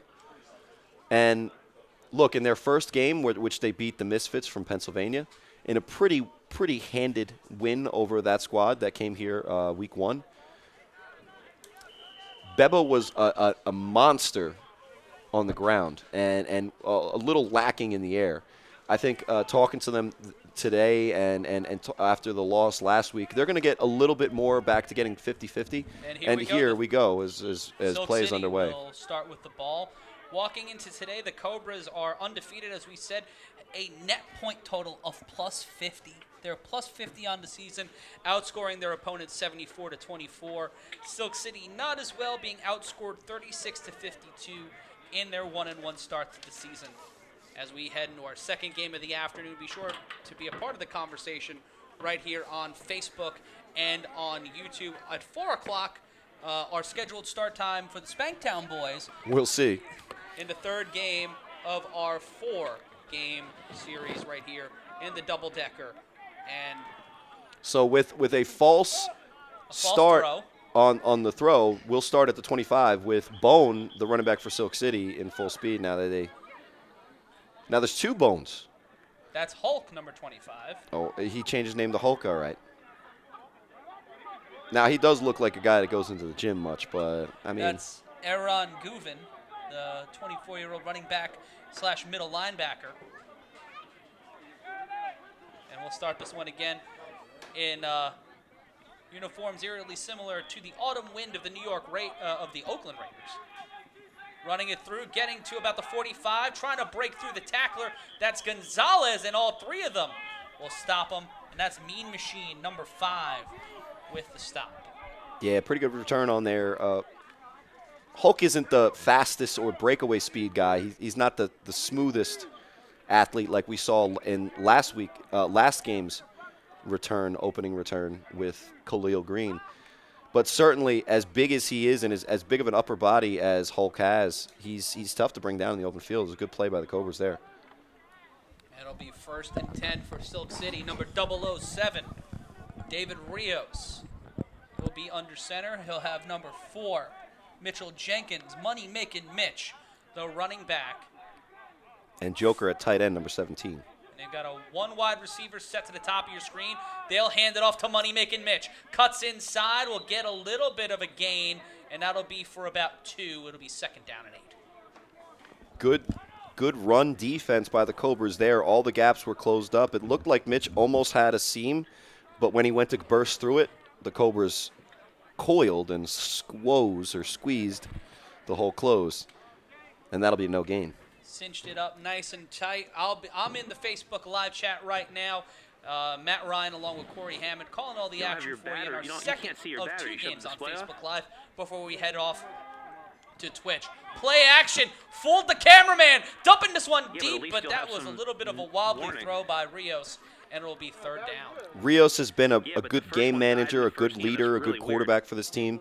What he hasn't been is an accurate passer. Right there, he's got a wide open man down the field, and if they're going to beat the Cobras, he's got to put it on his hands.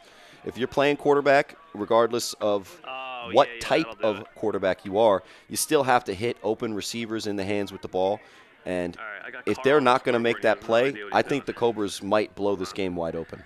And it's early to tell, 13-19 left to go. But as you said, Corey, with plays like that, a little inconsistency, not being able to just set and throw. Well, this could be a big moment. Well, the Cobras are one of those teams. They can score, and they can score quick. So if the Animals struggle on offense today, it could be a long day. They are the top-ranked team in the A7FL and looking to continue that play action. 3rd and 8. A lot of time. Rios throws a wobbly ball to number 6. That was intended for juice, but into a sea of Cobras. Going into the Cobras nest and coming out of it with a 4th and 8. Well, he's lucky that ball wasn't intercepted there. I don't know what the play call was in the huddle. He stood in the pocket, what looked like, pretty good form, but when he released the ball, it was into the teeth of the defense, and the Cobras looked to start the ball with their first drive of the first quarter. And they'll be throwing it off here. So that's probably what happened because it wasn't on the. It'll be 21, handing it off to Rios, a.k.a. Bebop, probably an anime fan. Cowboy Bebop love here. On a dreary Sunday afternoon, but perfect football weather from Roselle Park. Matt Ryan, Corey Hammond with you. Calling the action for the A7FL, and this one will be launched downfield. This one will bounce right into the hands of number 13 of the Cobras. That's poorly executed. You got to get that ball out of bounds. And keeps it in bounds and cuts back around, running right across the field. Keeps his legs, keeps the mobility going. Brought down by Silk City, number 13. And it will be 1st and 10 around the 23-yard line for the Cobras.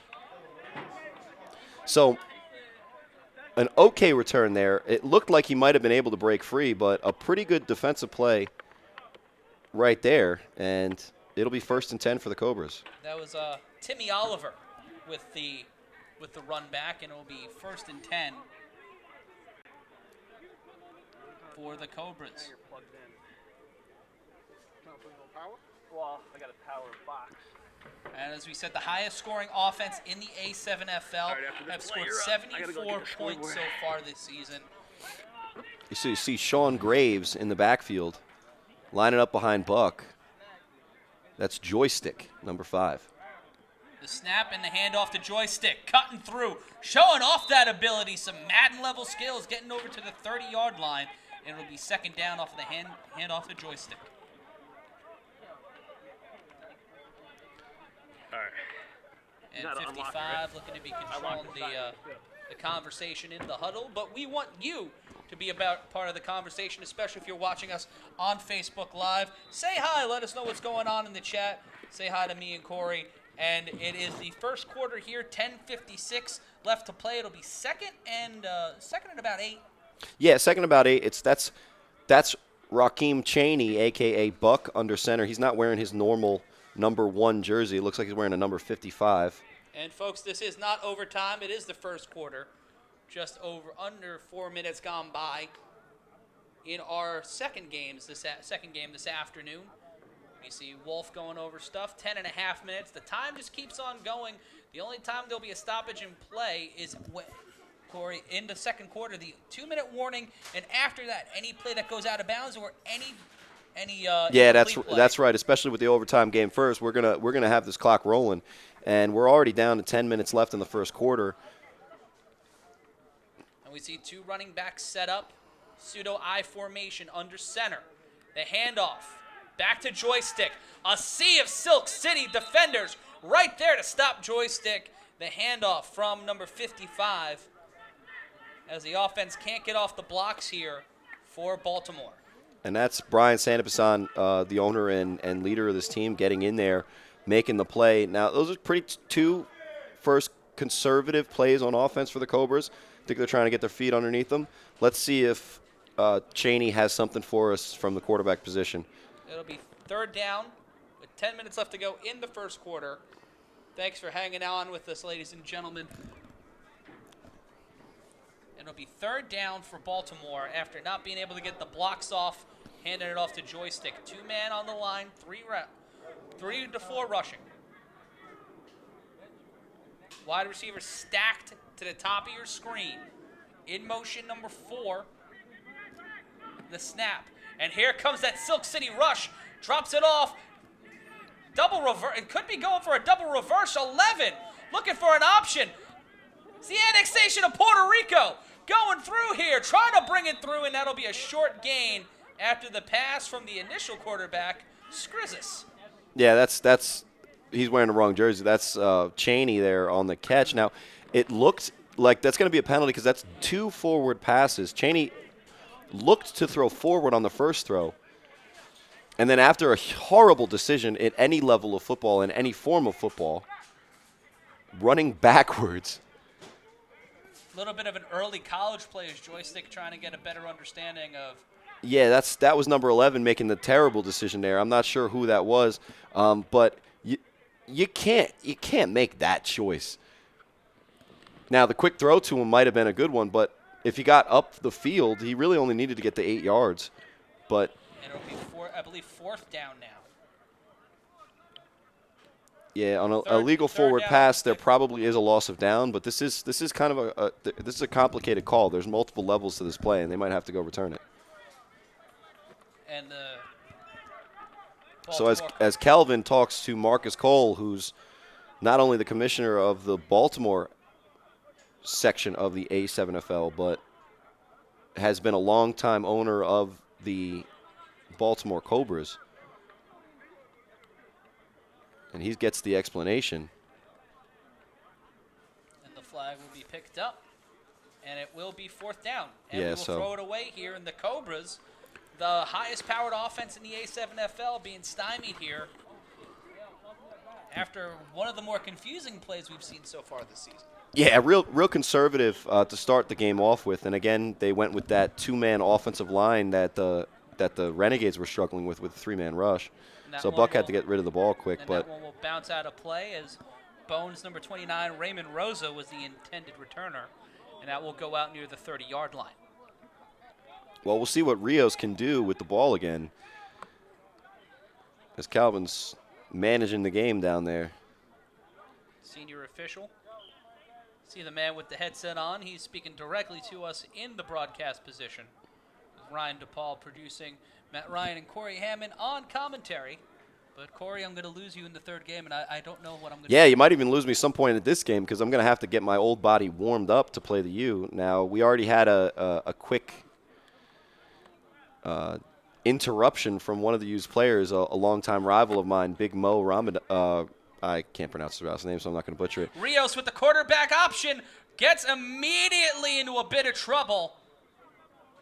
Tried to bounce off his blocker, but was unable to, and it'll be 2nd and 8. Well, what's funny about David Rios is he has the 007 number, but there's nothing secret about his game. He's going to usually run the football, and they have a called quarterback run there. And look, he got a mediocre gain and puts them into pretty decent position here in 2nd down. And it will be a 3-man front. Running back set up to the right. 2 wide receivers at the top of your screen. Rios, play action. Slips and slides on the field, looking for an option. Immediately in trouble. Mean Machine trying to stop him. Deep ball, one-handed grab, can't go. And that will be 3rd down for Silk City. One of those backyard plays where he's running around just trying to find a guy. Looked like he had a man. That was going to be a tough throw to complete because it was in between coverage, and he just misses the outstretched arms of the Hulk over there. Shout out to the Hulk, taking a break from his Avengers Endgame responsibilities to come here with us measly mortals. But no, in all seriousness, that was a risky play, but almost a big dividend for the Animals. But it brings up 3rd down here. And shout out to Alonzo Walton in the chat.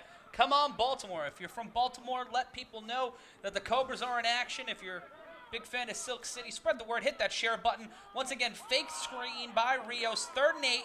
In trouble. Throws into traffic. Almost intercepted by the Cobras. And wow, that would have been a big play for the Cobras. And he had open field in front of him, running as fast as he probably can. And that was Riddick, number 8, with the stop, with the great defensive play. Well, pretty good defensive play there. It would have been a great one if he picks it off and then turns it into points for his team. But at the end of the day, it brings up 4th down for the Animals. They're forced to throw it off for the change of possession, and the Cobras will get the ball back here with decent field position. And probably around like 6 minutes left in this first quarter. 6.5 left to play. It'll be 4th down and 8 with a throw off.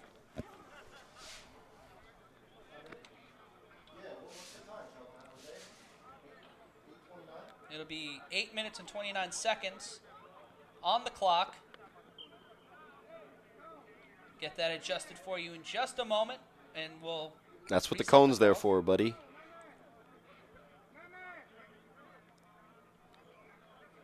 You look for every advantage you get in this game, but one of the rules is you have to throw behind that cone.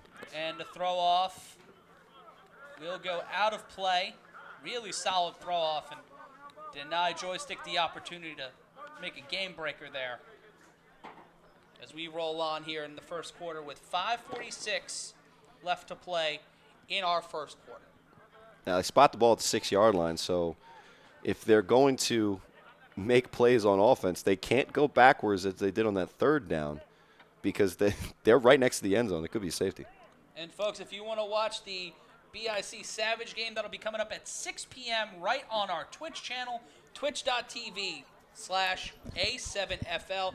Be sure to hit the subscribe button. Be sure to hit the follow button for all the latest news on A7FL action. We've got 2 more games after this. You're a part of our double-decker Sunday, Corey. Spanktown in action against the U, 4 o'clock and 6 o'clock. I'm excited to call that one. Yeah, we're excited to get back to football. After last week, we had a little break with Easter. All of us recovered, thanks to Tim Tam as well. Shout out to timtam.tech, one of our sponsors. And, look, the U's a tough team, but we're ready for the challenge, and we'll see what happens at 4 o'clock. Shotgun set, running back set to the left, handoff, and that one won't get him anywhere. Big stop as Bonds was handed the ball, stopped by number 21, Man. So at least early on in this game here, I heard a lot about how the Cobras were lighting it up down in Baltimore. Both of their games were in Baltimore against Baltimore teams, so they take the game up to up 95 to New Jersey. And I was looking to be impressed. I heard good things about them. At least so far, the Silk City Animals have done a pretty good job. And number 52 to prevent any cracks from the defense, as it will be 2nd and 10. Well placed. That was very well placed. Shotgun set.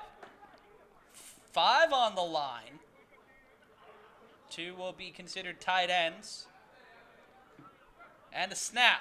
But here comes pressure from 21, trying to get a safety. It'll be gunned downfield. Caught? No! Almost caught in transition. Great defense there. And Ryan DePaul, our producer, highlighting that defender that made the great stop. And it'll be 3rd down and 10 in Baltimore, nearly busting that game wide open. But the crack sealed by Silk City. Yeah, they go with a max protect, 5 offensive linemen, and 1 man on the route. They have Joystick, so they were assuming that Joystick would get open, but after the quick pressure, Buck rolls out and fires it down the field. Great coverage by the Animals there, and it'll be 3rd and 10. And 3rd down, as you said, Corey, so magnificently. It'll be 3rd and 10. Having a lot of fun calling all the action for you. Hopefully you're enjoying yourselves too. On this cold but really fun football Sunday, shotgun set, 3 men set up on the line. Here comes that pressure again from Silk City.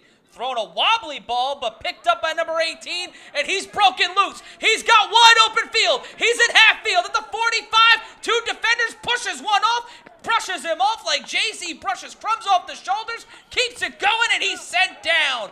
Big play for Baltimore. Number 18 going all the way downfield. Deshaun Freeman. He said his nickname is I Got It, and he certainly does as he puts them in scoring position, breaking the game open with under 6 minutes to play. We'll keep with throwback Jay-Z. Deshaun's got 99 problems, but speed certainly is not one of them. He gets the open field into the open field after the initial cross route got the 1st down, and once he breaks the first tackle, he gets about 70 yards after contact, and that's what we're looking from the Cobras. They have an explosive offense. Let's get it open, like some ballers in open space, and when the first time they do, big, huge slash play for the Cobras here. Scurious will have the ball set up with a running back number 4 to his left. That's Dwayne Griffin, the dark horse, set up left. 5:10 left to play, and a little bit of conferring here. So our official heads on over and speaks to both sides.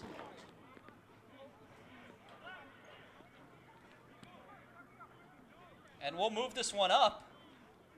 And it seems like we got a call. I think they had too many men on the field for the Animals.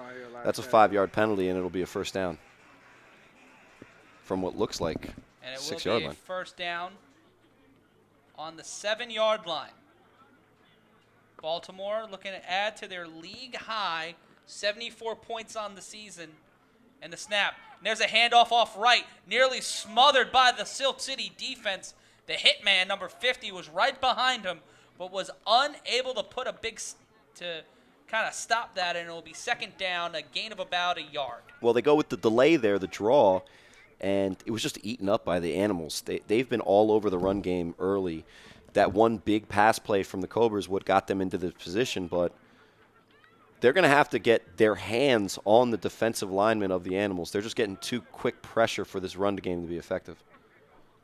It'll be 2nd and 9. Again, he cracks in the defense all over the place. And Silk City trying to get the offensive line to jump, hold it steady through traffic. Big touchdown. So Buck with a quick slant, number 19, and that's their first score of the game. Made it look pretty easy in the air as it's just a real easy pitch and catch. Great play by young Buck there, and Cobras take the lead 6-0. And they add on. They get their 80th point of the season, continuing their dominance of the points 4. And it is 6-0 with 3:38 left to play in the 1st.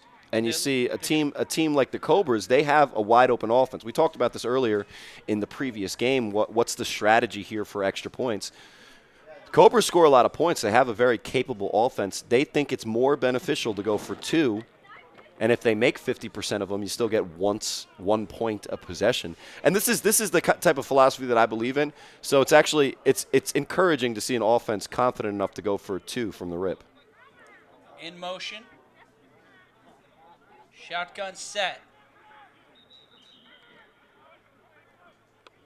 And looking to either force the jump or quarterback is furious. And well, miscommunication there before the snap, and I'm not sure if it seemed like they'll move that one back 5 yards. There was a delay of game penalty, and I don't know why the quarterback is blaming that on the offensive line, who was just standing there the whole time. He didn't have to be set. I think what they were waiting for him to do is declare as a tight end, and I guess the play was revolving around the tight end declaring, and since he didn't, it's a 5-yard penalty, and it'll still be a 2-point conversion, but it'll be from the 15 instead of the 10. 2-point conversion. 3 on the line, 4 in motion. Defender following him across. The snap. Fakes the screen. Has time. Throws it to the end zone. Not able to bring it in with one hand. A little bit of that Olay stuff. The Roger Dorn kind of play. Not paying off there for Baltimore. If you think he could have brought that in with both hands? Yeah, it was a relatively well-placed ball. Now, it was really close to the back line of the end zone. So, look, as an unathletic person myself, I'm not going to say like that was an easy play to make or that I could have made it. But the one thing we got to learn is that, yeah, Odell Beckham looks awesome doing those one-handed catches, but he practiced a little bit more than most of us. So when we're in a game like this, if you're looking for an extra point or a two-point conversion, you might as well go for the two-handed catch there, unless you absolutely need to. And it's 6-0 Cobras with under 3:40 left to play, 3:38 left on the scoreboard. You can see at the bottom of your screen, and they're going to need to recover after that one, Corey. And one way you can recover is with Tim Tam. Yeah, Yeah, I thought you were throwing it to me. Yeah, TimTam.tech. They're a great company that have a lot of resources for, weekend warriors, whether you're playing football like we do in the A7FL or you're just weeding, which I'm sure on a Monday is not going to feel that great. You need something to recover. That's the place to go to see what you can do to make your life a little bit better. Head over to timtam.tech for that, and we got the toss-off. Here comes the Hulk, barreling down Broadway. Almost carrying two defenders on him as they get to the 41. Big run back by Hulk. The width between his shoulders and then the difference in width from his knees when he's running is a little comical. But coming with a full head of steam, the Hulk is not someone you want to get in front of. And we'll take a look at that in the replay again. Look at those legs moving. Ballet-level legs. Using them with the swiftness into getting ready for first down. As they'll get that, they'll spot the ball exactly on the 40-yard line. 3:38 left to go. So after their first two drives, the Animals here really struggling on offense. Can't get the run going, can't get the pass going. Let's see if they have any answers here on first down. And if you're watching us on Facebook Live, show us some love, literally. Hit the heart button. If there's an oh my God play, hit that wow button. Give us the reactions. Give us the love. We're here with you for our final game on Facebook Live and YouTube at 4 p.m. When the Spanktown boys take the field, we'll be bringing you that action live and exclusively on Twitch, one of the few professional sports leagues that partner exclusively with Twitch. That's us at the A7FL. Faking that handoff, 007 in a world of trouble. Brought down by number 10, Baltimore. With the first sack of the day, Troy with the stop. Yeah, Baltimore's known for its speed, and there's a quick speed rush there. Rios, who drops back again to throw with the intention, in my opinion, to run. You could see he's trying to run here, and then just the pocket collapses on him. He's not even looking downfield as receivers. I think he was more caught up in trying to set up the fake, and as soon as he set up the fake, the defense just read it immediately and came at him. It's like me wanting a sandwich right now. Yeah. Just going right after it voraciously. Well, that first game, that overtime game, got me hungry as well. Well, to Nolan Blake, thank you for giving us the love. Sorry, we're trying to do 9 things at once, much like the quarterback here. 007 making the catch is number 29. Kind of put that one up lightly. Kind of laid it up for the alley-oop, and Bones making the catch off of the pass from Rios. Yeah, but that's a 2-yard gain that could have been a 7 or 8 or even maybe a touchdown. You see, when he makes the decision to throw, he puts the ball nowhere near his receiver, who had plenty of room in front of him to run. That's a great catch by Bones there to make the play.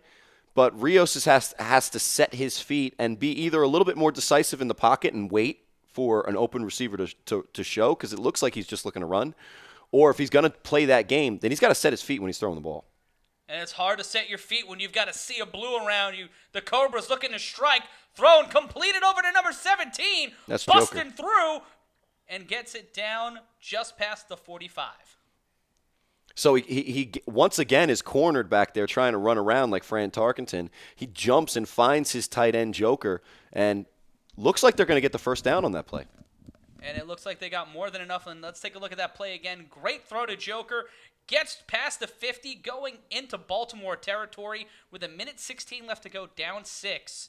Great play by Joker, and you can see that Silk City line staring down at number 55. That's intimidating if you're a defensive player and you just see that gentleman all encumbered, basically looking like a Star Wars villain. Well, yeah, when the play first starts and you look like that, it looks like Jair Santapasan. That's the brother of Brian. They're two guys that have been involved with this Animals team since its inception years ago. And look, when you show up to the line of scrimmage and you're wearing that, little bit of intimidation factor. But as we saw in the past couple of pass plays, the defensive line for the Cobras is coming right through like water anyway. They're just finding ways to slither in and attack Silk City. That's a great snake verb, by the way. Great snake verb. And we slither our way out of the first quarter with the Cobras with the lead, 6-0. But the A7FL time waits for no man. We're just going to hit the reset button on that clock and start our second period. In motion, the handoff to Hulk, and runs right into the tackler. And we'll lose a bit here. Yeah, the run defense, well, the defense in general, but the run defense especially for the Cobras here is smothering the Animals. It doesn't seem like they're able to block the edge, even though they had a wide receiver coming in motion for that specific reason. And the wide receiver wasn't some frail, thin guy. That's number 1, Leo Garcia, a.k.a. the Honey Badger. So they sent one of their supposed tough guys in there to seal the edge for that run play. Just no dice, and again, it's going to be another long down situation for the Animals. It'll be 2nd and 11. And that one's knocked loose. That's considered forward progress. And that'll be an incomplete pass, and it'll be 3rd down. I believe 3rd and 12. Yeah, that's a real dangerous play. Now, Kelvin gives him the benefit of the doubt, and you see his arm does move forward.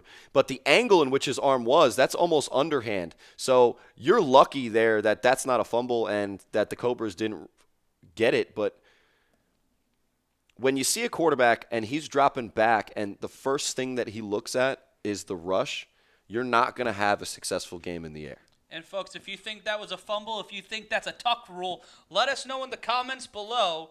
Make your own call. Make your call. Hashtag make your call with us here in the A7FL as we roll on here in the second quarter. 007 snaps. Has time. Throws downfield. Tipped up. Dead ball. 4th down. Actually, a pretty good throw there. It was on target, but the decision wasn't good. He's throwing into double coverage, basically has everybody going down the field. And when there's 2 blue and 1 black, and you're wearing a black shirt yourself, it's usually not the way you're supposed to go. Sometimes we talk about football as if it's like this next level calculus type of mathematics we have to do. A lot of the times it's just where is there more of the right color. And if you're throwing down the football field and you see somebody who's got blue on, and you're throwing it to them and you're not wearing blue, I'm just for the people at home watching, that's not what you're supposed to do. And Kendall Holt, one of our top fans on Facebook, letting us know that he thinks that's a fumble, and shouting out number 27 on the Cobras. Silk City will throw this one off on 4th down, and this one will go out of play. And it'll be Baltimore ball in the second quarter. We'll get you the time and somewhat of the temperature in just a moment or two, as it will be 1st down for the Cobras with a 6-0 lead in the second quarter. Well, it's not brought to you by Commerce Bank, but the temperature, if you wanted to know, is actually 55 degrees Fahrenheit. 55 outside, a little chilly. You can see some of the players playing with the long compression pants. And we're sitting here all comfy in the booth. Well, yeah, we are here in New Jersey. So when the league opened up, I think it was April 4th was the date. April 7th. Yeah, now I play tackle football with no pads, so I forgot that date. Anyway. You got the month right. Yeah, that's progress. It's this month still, right? So in New Jersey, first week of the season, 72 degrees. 4 weeks later, it's 55. Welcome to New Jersey. Hey, New Jersey's a great place to live. Yeah. Now I just want some Taylor ham. It'll be. I want some kind of food. Where can we get somebody in here with some food? And it'll be a shotgun set. Faked into the handoff. Nothing but wide open air for Joystick. Joystick going left, cutting her inside. Nothing but the field ahead of him. At this point, it's just rudimentary. He's doing it out of ceremony. Cuts through another defender. Silk City. Now he's just playing with them. Keeps it in bounds. Touchdown, Baltimore. Now just making Silk City look foolish. Was playing the trap game, let him come to him, and then just hit that B button, utilizing that right stick, cha-cha sliding. How low can you go? Well, pretty low if you're Silk City right now. Well, Joystick is a video game. He bursts through the line of scrimmage with that fake toss and then counter right up the middle. Once he got some space, we both knew, and you were just going through the voice of it, that he was going to score a touchdown. Now, it looked like he lost some steam, and he got hawked. Like there was immediately to the bench. I've done what I've needed to do. I'm gonna he deserves a nap after a play like that. And let's take a look again on the replay. From the 5-yard line, cuts through one defender right around number 40 and just starts outpacing. Could have been an illegal block in the back on there. Cuts through, cha-cha slides, just at this point square dancing with 3 Silk City defenders, big block by number 12, and just falling right into the end zone. Yeah, Sean Graves, also known as Joystick, he's one of those guys that if you have him in a phone booth with 3 guys, you still can't tackle him. So And they called that back. Yeah, I don't know what that. I think there was there was that thing. I think on the replay you saw it. There was a clip, and it'll be a 10-yard penalty from the spot of the ball. The tough part about that one is that clip was just not necessary. He was going to score the ball. He was going to score a touchdown anyway, and after that great run, you lose him now for the next couple of plays because, like you said, he needs a nap. So he's on the sideline napping. He's getting some air, and they'll hand it off. Toss it off, and that one will get him about 6. Yeah, good run there by Dwayne Griffin, a.k.a. Dark Horse, who's the change of pace back for the Cobras. Now, we say change of pace. It's pretty much the same pace, shifty, small, and fast, so not necessarily too much of a difference there from Joystick. But he manages to get 6 on that play. And he'll be back. Running back set to the right, and they'll fake that handoff into another handoff. Same play that scored him a touchdown. Finding the sideline, spins out, keeps going, but that one will be stopped by number 21 to Silk City. Dark Horse looks like a thoroughbred himself, and that same fake toss, counter left, opens the field up for that counter, and the animals are reeling right now. I don't know if they know what to do with this Cobras offense. Derek McCarthy with the stop. It'll be 1st and 10 on the 39. Now, this is where the Cobras really get dangerous. Once they start running the ball and you have to guard sideline to sideline with these extremely fast running backs, you start to lose focus on the passing game as well. And that's where Buck can be really dangerous, especially this season for the Cobras. Shotgun set, one running back set to the right, the other one right behind. 2 receivers, one at the bottom of your screen, one at the top. Cobras leading 6-0. 6:31 left to go in the second. Throws this one deep. And that one could have been caught. 007, the quarterback, David Rios, playing a little bit of secondary there, getting the stop, and it looked like there could have been a flag, but this one will go to 3rd down. And going to the Facebook live chat, Jessica Hammond. Who's that? I do believe she's betrothed to you, sir. Saying, I hope half the U doesn't show up next game. Well, thanks for the confidence, wife. Yeah, the U is stacked. Well, they're one of those super teams, so they have a bunch of guys from both the Chiefs. That the Chiefs are no longer in existence for this year, maybe only this year, maybe moving forward. So a lot of those guys moved over to the U. They still have their players that made them one of the top teams, and they also have a lot of guys from other teams as well. Variation of a full house set. Baltimore with time. In traffic. Nothing doing there. 18 looking for a call. Yeah, typical wide receiver there. Well, again, that simple math we talked about, it looks like there's 2 black shirts back there and 1 blue. So I think the reverse math applies as well. When you're throwing to a player of the same jersey, and I'm saying this very slow so everybody understands this, If you have more jerseys of the opposite color, it's not a good look. Really? Oh yeah, no. Is that like a master's thesis? I've thrown enough interceptions in my day that yes, I can talk about the master level of turnovers in this game. Coming this summer to your favorite community college, Ryan and Hammond Breakdown Football. And thank you to Chris Pierce saying we're the best announcers since Summerall, Madden, and Romo. Well, Romo at that time was a really little kid working the sidelines for Summerall and Madden, so I really do appreciate the fact that you throw out the 9-year-old Tony Romo reference there. Oh, Tony Romo, that's why he's so good. People don't know he was calling those CBS games with Summerall and Madden in 91. Yeah, it really Shotgun set, two running backs in a world of trouble. Baltimore Somehow still gets going. free. Wow. Look at that. Popping off his own blocker, running up the sideline on 4th down, touchdown Baltimore. And there's Buck getting more than his fair share of missed tackles, and the Animals, in what should have definitely been a sack, somehow lose contain on Buck. He almost gets tackled by his own man. Here's the replay. The two defenders One, swarming right on him, hitting that B button, getting four, fish hooked. 5, 6 guys made miss. 007 getting the gold finger, much like my favorite Tom Petty song, Break Down, and Baltimore going ahead and giving it to you. 12-0 Cobras, or they're giving them the touchdown. Well, it was close, so there is a chance that he might have got out of bounds before the end zone. I think they're saying score because we're scoreboard indicates no, we're 12. lining up at the 3-yard line. It is not a touchdown. Ryan Hammond letting us know, conversating with the officials. It'll be 1st down and goal, but this one is battling some Woody Hayes football, and this one will be stopped for a 2nd down. Yeah, 1-yard gain there. They thought they snap it quick and catch the Animals off guard, but their own offensive line wasn't ready to block. I've done that before to my own offensive line. You try to go quick there, and nobody's set, so they don't get any yardage, but it's still going to be 2nd and goal from the 2.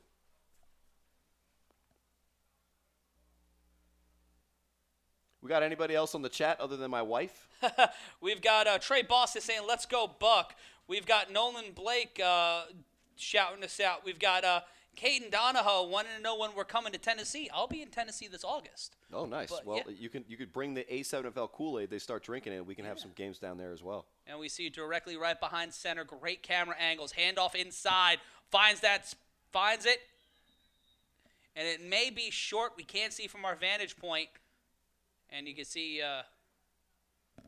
well, real inventive play calling there. They called exactly the same play as they did in the last play, which is just a power dive out of shotgun. So, nothing crazy there. But it'll be 3rd and goal. If the Animals get a stop here, it'll be huge because the momentum is obviously in the Cobras' favor, and we already conceded the 6 points. But again, like we mentioned before, looms huge in this game with no kicker. And that's 2 huge game-breaking plays in this drive that were called back or stopped just short. Yeah. And you got to wonder if Silk City can walk away from this with a stop on the goal line. Does this hurt Baltimore? Because you had one illegal block in the back, pull them back to the 45, then an amazing run completely shutting down the defense. But now it's 3rd down. It's at the 2-minute warning. Sorry for not saying that sooner. 2-minute warning. There's the handoff inside. Nope. Running off to the right. Tosses. Dumps it. Not going to go. And we've got a 4th down. It looked like the quarterback, Buck, could have just ran right in there. But he wanted to go for the stat there, wanted to get that touchdown. It'll be 4th and goal. Yeah, they call play action. It looks like number 37. Oh, no, he looked like he was leaving the field, but I guess he's going to get the football. Yeah, so on 4th and goal, the Cobras, they start the drive off with a 96-yard run for a touchdown that got called back. Hey, imagine being a running back going for 100 yards on the game. It'll be 4th and goal, and the Cobras looking for... Good job, wife, getting clients to start following. And per Josh J. Rodriguez, the Immortals took a win 19-12. And Caden Donahoe saying he should have ran, Buck. But we've got 4th down, and this is the best part of football. 4th and goal, 3 yards out. We've got a lineup here, 2 men on the line, 1 running back set to the left. That's Grove, with number 4 right behind him. Joystick just took this whole drive off because he just needed the break. But the handoff to the left, running back around, has that pick, trying to find a lane, can't get it to go. And that is a turnover for Baltimore after 2 pseudo-scoring plays. And that's got to be a blow to the morale of this Baltimore offense. After 2 huge game-breaking plays, they couldn't find a way through Silk City one more time and throw another 6 on the board. Great play by the Silk defense, but now their offense has to actually come on the field and make some yardage. They're in a very vulnerable position here, as the running game has not been able to gain any yardage. And when they go back to pass the ball, Bebo, David Rios, a.k.a. Bebo, is just running around back and forth. So if you're not going to quickly throw the ball here, you're at risk for a sack if you call a pass play, and that could lead to points for the Cobras as well. So interesting to see what the Animals do here as we start with less than 2 minutes to go in the second quarter. And they lost 2 yards on that, minute 43. Rios behind center. Third man in the booth. That's you guys watching us on Facebook Live. Trey Boston saying that's what Buck does. He trusts his arm is always his first option. His last resort is to run, but there he had 6 points. It sounds like Trey Boston's a big-time Baltimore fan, and I will have to shout out Baltimore. They do have some of the most consistent fan bases here in A7FL. Well, hopefully we can come down there for some crab cakes, have a good time by the waterfront this summer. I'll catch a Baltimore Orioles game. Yeah. They'll lose. Less said about baseball, the better. Just springtime is for football, right? Yes. When spring rolls around, then my nose starts to itch from the pollen and the allergies. It's not baseball anymore. It's football. Bebo in his own end zone. He'll run for it. Little bit of a juke, trying to get some positive yardage. And this one will be 3rd down for Rios. So kids watching at home, that was cute, right? He ran up in the fall. He made that little juke move. Got 0 yards on the play. If you're going to play the position of quarterback, you're going to have to, from the pocket, make some throws. You can clearly see that on almost every snap, David Rios is looking straight at where the offensive line and the defensive line is so that he can find a crease to run. That is one of the best aspects of his game, but also one of the biggest faults in his game is that he's constantly going to look to run, and he's almost at times incapable of completing a pass downfield. It's that Madden 04 logic when you have Michael Vick. And rolls off to the right, and there he goes again. But he's got a lane, and he's got more than enough room heading upfield, and he'll go out of bounds around the 30. And a little bit of a cheap shot there from Silk City, sending a member of the Baltimore defense down. So again, the one of the most ironic things is that he's got a secret agent number as a jersey, and it's never a secret what he's going to do. Now on that play, he from the moment he got the ball and snapped the ball, he made a decisive choice to run the ball, and that's why it was a pretty good play for them. Now, with less than 2 minutes to go, good luck trying to run the ball 10 yards at a time down the field and score. You're not only going to drain the clock, but the defense, like I said, the defense knows that Rios isn't going to throw the ball. So eventually they're just going to play a type of defensive shell. Just cover. Yeah, they're going to play a defensive shell. It's a QB cover at this point. At this point, you could almost not cover the receivers downfield. Now, as I said that in the last game as well, we had some big pass plays that went. So as I criticize guys, they kind of answer me in real time. Let's see if Rios can throw the ball down the field here. Rios throws, almost intercepted. Now we got a great view of that from the kind of the player cam almost, and all of us can clearly see, if we do go back to that replay there, all of us can clearly see that there's a really tall, relatively athletic-looking guy, again, wearing that blue color. And then if you're Rios, you look down at your own jersey, and you're like, well, oh, yeah, that's actually black. It's close to blue. And here we go. We look at the replay again. He's right there. And he's trying to throw it to 25. He's trying to throw it to Hulk, but he throws it with the flick of the wrist, and he's not stable. It reminds me, and I've seen this a couple times today, like of Chuck Knobloch. Yeah, that second base kind of flinging throw across the field. Yep. And we'll get you the correct time, folks. We have a little bit of technical difficulty with our clock. And it'll be 52 seconds. It's like magic. I'll tell you, when you're a quarterback and someone evokes the name Chuck Knobloch, yes, you almost should definitely be offended. That ball swatted and hit off the wrist. And what kind of penalty are you looking for there, Rios, though? He tipped the ball. That's actually part of the game. This is football. Anyway, that's just my personal. No, you're not wrong. You're not wrong, Corey. And it'll be 3rd down and 10. So as we plot 44 seconds left to go. After that big run by Rios, almost causing a turnover on the next play. But it'll be 3rd down here after I rule that an incompletion. Yeah, it's definitely a tip ball and good defensive play there by number 17 for the Cobras. You got to give this guy a little bit of a pocket. Stacking but the front. Look, he's not even looking to throw. They stack the front, and he's about to pay for it. Throws it off to the side. Completed pass up the field. Knocks down one of his own men. A human wrecking ball. Number 1 bringing it through. That's Leo Garcia bringing it down with 26 seconds left to go. They should call a timeout here, I would think, Corey. 24 seconds left to go. I think they do. And we will have a stoppage in play as we head towards the end of this first half. Let's take a look at the replay again. Running up field. Yeah, it looks like Joshua Ortiz, a.k.a. Macho, the tight end, 32-year-old for Silk City. Big guy again. We talked about, when you have a guy that big, he's 6'3", looks like 250. When he's got the ball and he's got space in front of him, he's hard to bring down. Now, Rios, again, running around, not really having anywhere to go. He dumps it off to his tight end, which are the only 2 completions he has on the day, one to Joker and then one to Macho. It is a very schoolyard style of offense. There he is. Throwing this ball deep, picked up and intercepted by Baltimore. That's joystick on the pick. So we're always going to talk about joystick as it goes with the offensive side of the ball. But that breaking speed means that when he's covering somebody who looks that like they're open, he can immediately erase that. And look, Rios actually steps up in the pocket and throws a ball that looked catchable, but that's actually great. It was an underthrown ball because 24 was just outpacing him. And a good attempt by Rios. I'd say that's his best throw of the day, but it was just a bad position. It's the most functional-looking throw of the day, but like we talked about a couple of times, sometimes it doesn't matter what it looks like, but if I'm the Animals, I do want that to happen more. I want him to hit the back of his drop, like when he's dropping back, instead of just backpedaling like he's looking to run. He plants his foot as he was looking to throw the jump ball there. But just, again, one-on-one, when there's 7-on-7, those one-on-ones matter, and you can't hide, and Joystick is the better athlete on that one. And Buck will be under center, going back about 7 yards. That's a penalty, but they won't call it. No, they did. Yeah, you can only be 5 yards, Buck. I mean, I know you're scared of those guys. They are pretty big, but come on.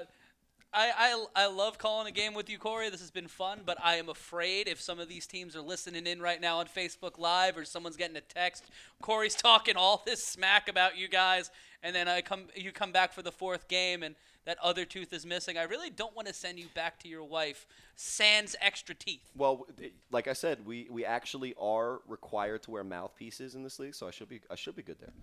But yeah, after the first week where I was talking about the Baltimore Vikings with LJ, the Vikings let me hear about it. The thing is I'm not like an AL pitcher where I peg a guy and then I don't go and get my lickings. I'll be on the field if you want to tell me. Deep ball almost intercepted.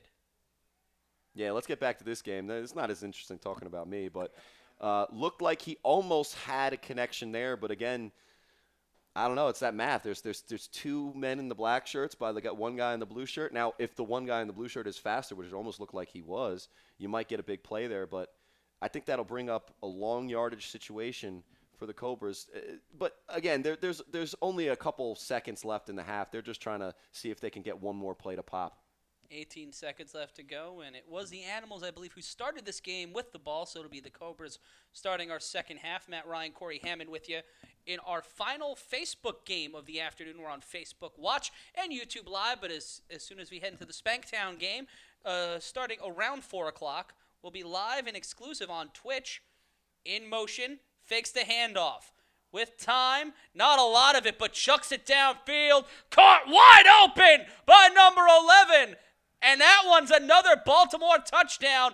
Add that one to the highlight reel. Baltimore coming back and scoring this one, making it a 12-0 ball game. Hey, that'll do. When you throw to the guy with the same colored jersey on you and there's no other colored jerseys around it, that's an easy touchdown. So give Buck credit. He steps up in the pocket, beats the pressure, fires the ball on target about 50 yards downfield.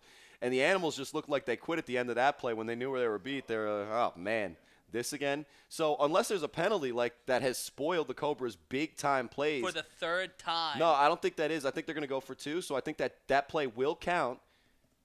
And the Cobras starting off with a commanding lead here, pretty much dominant from the onset, driving all the way up 95 to make an impression on this league. Adding to their league leading, walking into the day with 74 points. Now 86 on the year for the Cobras. As we see number 37 lining up.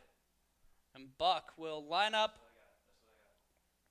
at the 5 yards away. On the snap. Fakes it, rolls out to his right. Caught, easy play. I believe that was joystick. Yeah, miscommunication on the defense there. Wearing number 5, I don't think that's joystick, but you get the 2-point conversion. That might have been Mean Machine. I'm not. Apologize, folks. A lot of people with similar jersey numbers makes it a little harder for us to make sure we're giving you the right plays. But hopefully, you're enjoying yourselves watching us here with 10 seconds left in the first half, and the Animals will get the ball back off the next throw-off. So the Animals started this season off with a win against the Misfits from Pennsylvania, and they were real optimistic about where their season was going to go. After a misstep last week, they came into this game, what they thought would be a statement game for them, but pretty much no offense to show anything, both in the running game and the passing game for the Animals. And on defense, just allowing big play after big play. They had that big stop inside the 5-yard line, a 4th and goal where they came out without allowing any points. That should be a victory for them. But to do that and then let the Cobras score in less than 17 seconds to take a 2-score lead in this game, I don't know, things are starting to turn bad for the Animals. And well, that minus 16-point differential, they've given up 52 points walking into today. You add another 14 to that. It's not been a good day for the Silk City Animals on either side of the ball, giving up 2 major plays, both of which didn't yield scores. One was even called back. But right now, 24 trying to move it along and gets hip-checked hard by number 5. Yeah, good kick, throw coverage, not kick. Good throw coverage there by the Cobras. And a lot of times you'll talk about it. Like, good teams will score beginning of games and we see this and a halves. Bad teams are going to let up points beginning games and a halves. And with 17 seconds left in the half, the Animals allow the long touchdown pass by Buck. And now they'll have 10 seconds left to see what they can do. Let's hope that they don't go and make their already pretty deep hole worse with a turnover here. And it will be on the 34-yard line. 10 seconds left to go. And right now, if you're on Silk City and you're trying to keep Rios calm, what are you telling him if you're trying to mentor this young quarterback? Well, you see Santapasan talking to him right now. He's saying, I believe in you, because he does. And conversations that I had with Brian earlier in the season say that he's going to be the difference between what has happened in previous years where the Animals, where they're one of the lower teams with not that many wins. They thought that this year was going to be a turnaround season for them. So that consistency at quarterback from Rios, who is actually an A7FL veteran from one of our Pennsylvania teams, a couple of years ago. He comes to New Jersey for Silk City, and he looks to make plays. Let's see what he does in this one. Rios gets the pocket completely collapses around him like the Kingdom, and it'll be second down. Yeah, that was a design screen, and it was actually, even though it looked like a poor play, that was a pretty good play to just throw the ball away because Hulk was shrouded with Cobras as we get here. Only 5 seconds left to half. And it'll be second down. I believe third down. And if you're watching the game and you want to know where we are on Twitch and you want to watch a little later today, go to twitch.tv/A7FL, hit that subscribe button, and get notifications when we're going to be on air with our Spanktown game beginning at 4 and then BIC in action at 6 p.m. Rios under center in the shotgun. Here comes Baltimore. That ball picked up by Hulk. Hulk trying to smash through the defense. But this one will take us to, I believe, the end of our first half. I don't know if that was another design screen again, but it was certainly a jailbreak on the offensive line. No one was blocked. There was 3 guys coming unevaded to the quarterback, and Rios did all he could to get the ball out to Hulk, but just they don't have enough athleticism to throw the ball to a guy and then have them run around and make a play like Joystick did early in this game. So 14-0 here at half. And we're going to take a brief timeout here. At the end of the first half, your score: the Baltimore Cobras 14, the Silk City Animals nothing. We'll be back with your second half right here on Facebook Live in just a moment.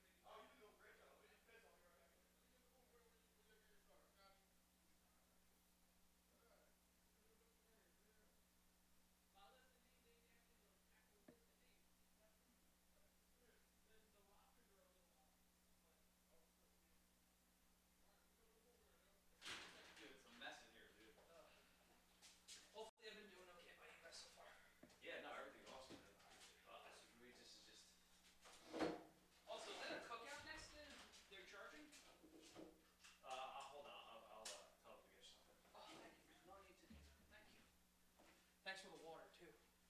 Is the game started, or are we... Yeah. As soon as Carl gets in here, I'll. Okay.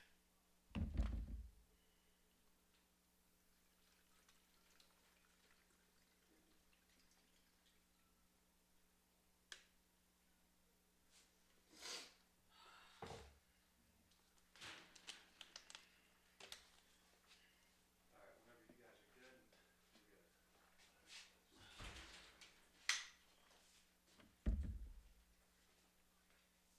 You want to cut to a two-shot of us, and then we can reset.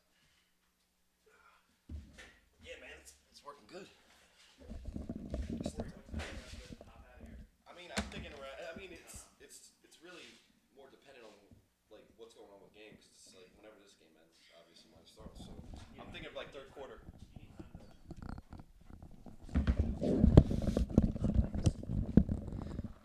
And we are back here. It is the end of the first half, start of the second half. We start the throw-off. Sorry our mics are hot. We're so excited to get back to you guys. And here we go with the throw-off. Baltimore will start with the ball. That's Joystick. Joystick cutting through one defender, starting hot and getting taken down near the 39-yard line. Corey, they may give him the 41. Yeah, pretty good return there. Had some open field, but then number 21 for the Animals. Looks like Hakeem out there. Just said, all right, little boy, sit down. He just was holding him as Derek McCarthy, a.k.a. Man, was out there making a tackle. So, Matt, this was a pretty exciting first half for the offensive side of the ball, especially for the Cobras. We had a couple of plays, even though they didn't necessarily go for actual points that registered on the scoreboard. Had a lot of flash plays by some of the really quick twitch athletes for the Cobras.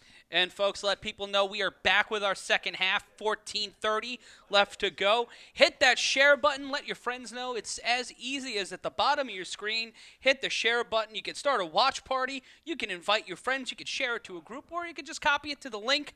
Let us know. We've got some people in the room. Thank you so much for Travis England, Elliot Thomas, Jessica Hammond joining us and being active on the conversation. And now it'll be the Cobras ball. You see Joystick back there set up to the right.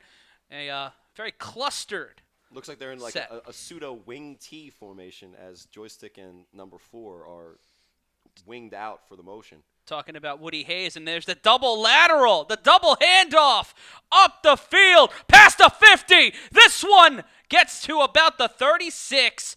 Big gain there, getting into Silk City territory, and I think Baltimore might have found their rhythm. Yeah, that's Dwayne Griffin there on the inside reverse. So they give it to – it's a wing T type of situation. So you give it on the jet, and then you give it back on the reverse, and it's called the inside reverse just because of how quickly it happens and how close it is to the line of scrimmage.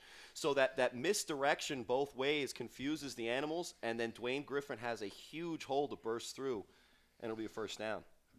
And it'll be set on the 35-yard line in Silk City, looking for an upset here. But right now, after erratic play on offense, Baltimore really finding their stride here after getting their second touchdown pulled back and having to battle through that third drive. Yeah, all 3 drives here for the Cobras, they got within the 5-yard line or scored.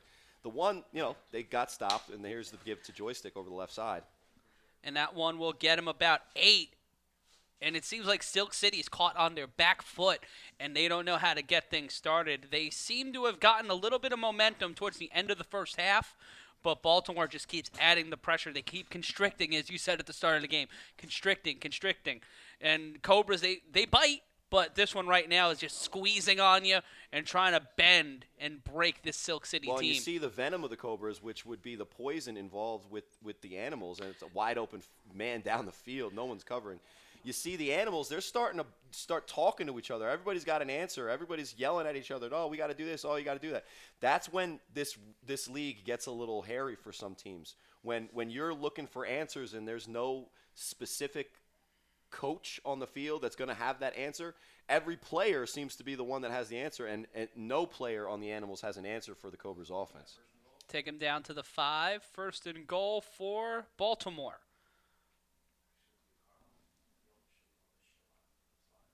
So, yeah, that venom from the Cobras, if we're going to stay with the snake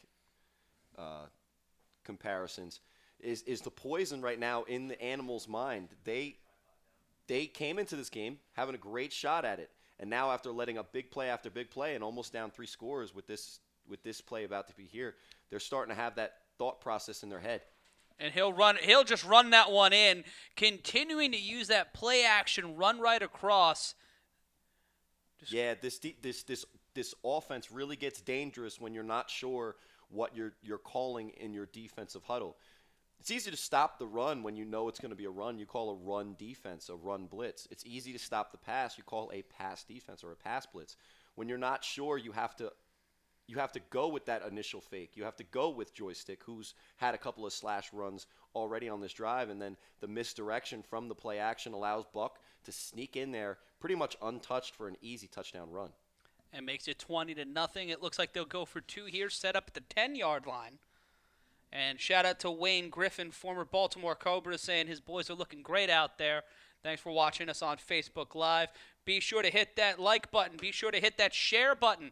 Join us and follow us on Twitch as we get ready for the 2-point play. 4 wide receivers stacked to the right, 2 men on the line, 2 men on the line for Silk City with 1 playing safety, and just nothing but time tipped up, and that will yield no points as Silk City will get the ball on the throw-off. Yeah, good conversion defense by the Animals. Not sure exactly what happened there for the Cobras. Buck loves the pump fake. he's been throwing pump fakes all over, but the defense didn't react and had pretty good coverage there.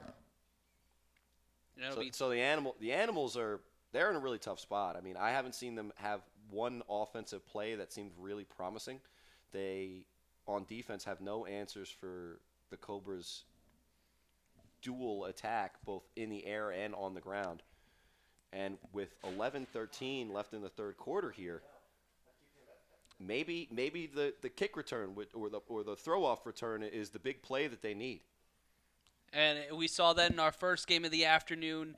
That really broke the game wide open early for the eventual winning. Hawks. Yeah, for the Hawks. But right now, you look at this Animals team, they're relying a lot on Rios to make plays with his legs as much with his arm, and when he's made plays with his arm, it led into an interception. Yeah, well, what's weird is they're calling throwing pass plays, and that's what they're calling in the huddle. Now, maybe they call a little bit more quarterback run to get him going, and we'll see what happens here on the return. And he'll run that one out. They'll judge him down around the 35. That's Derek McCarthy on the return, a.k.a. Man. But not just like a regular man like you and me. It's 2 N's, so he's more than a man. He's man. Man. Add an ing, and you got a quarterback. Yeah. And apparently if you're anyone that's graduated from Duke and know the Mannings, you're also a Giants quarterback as well.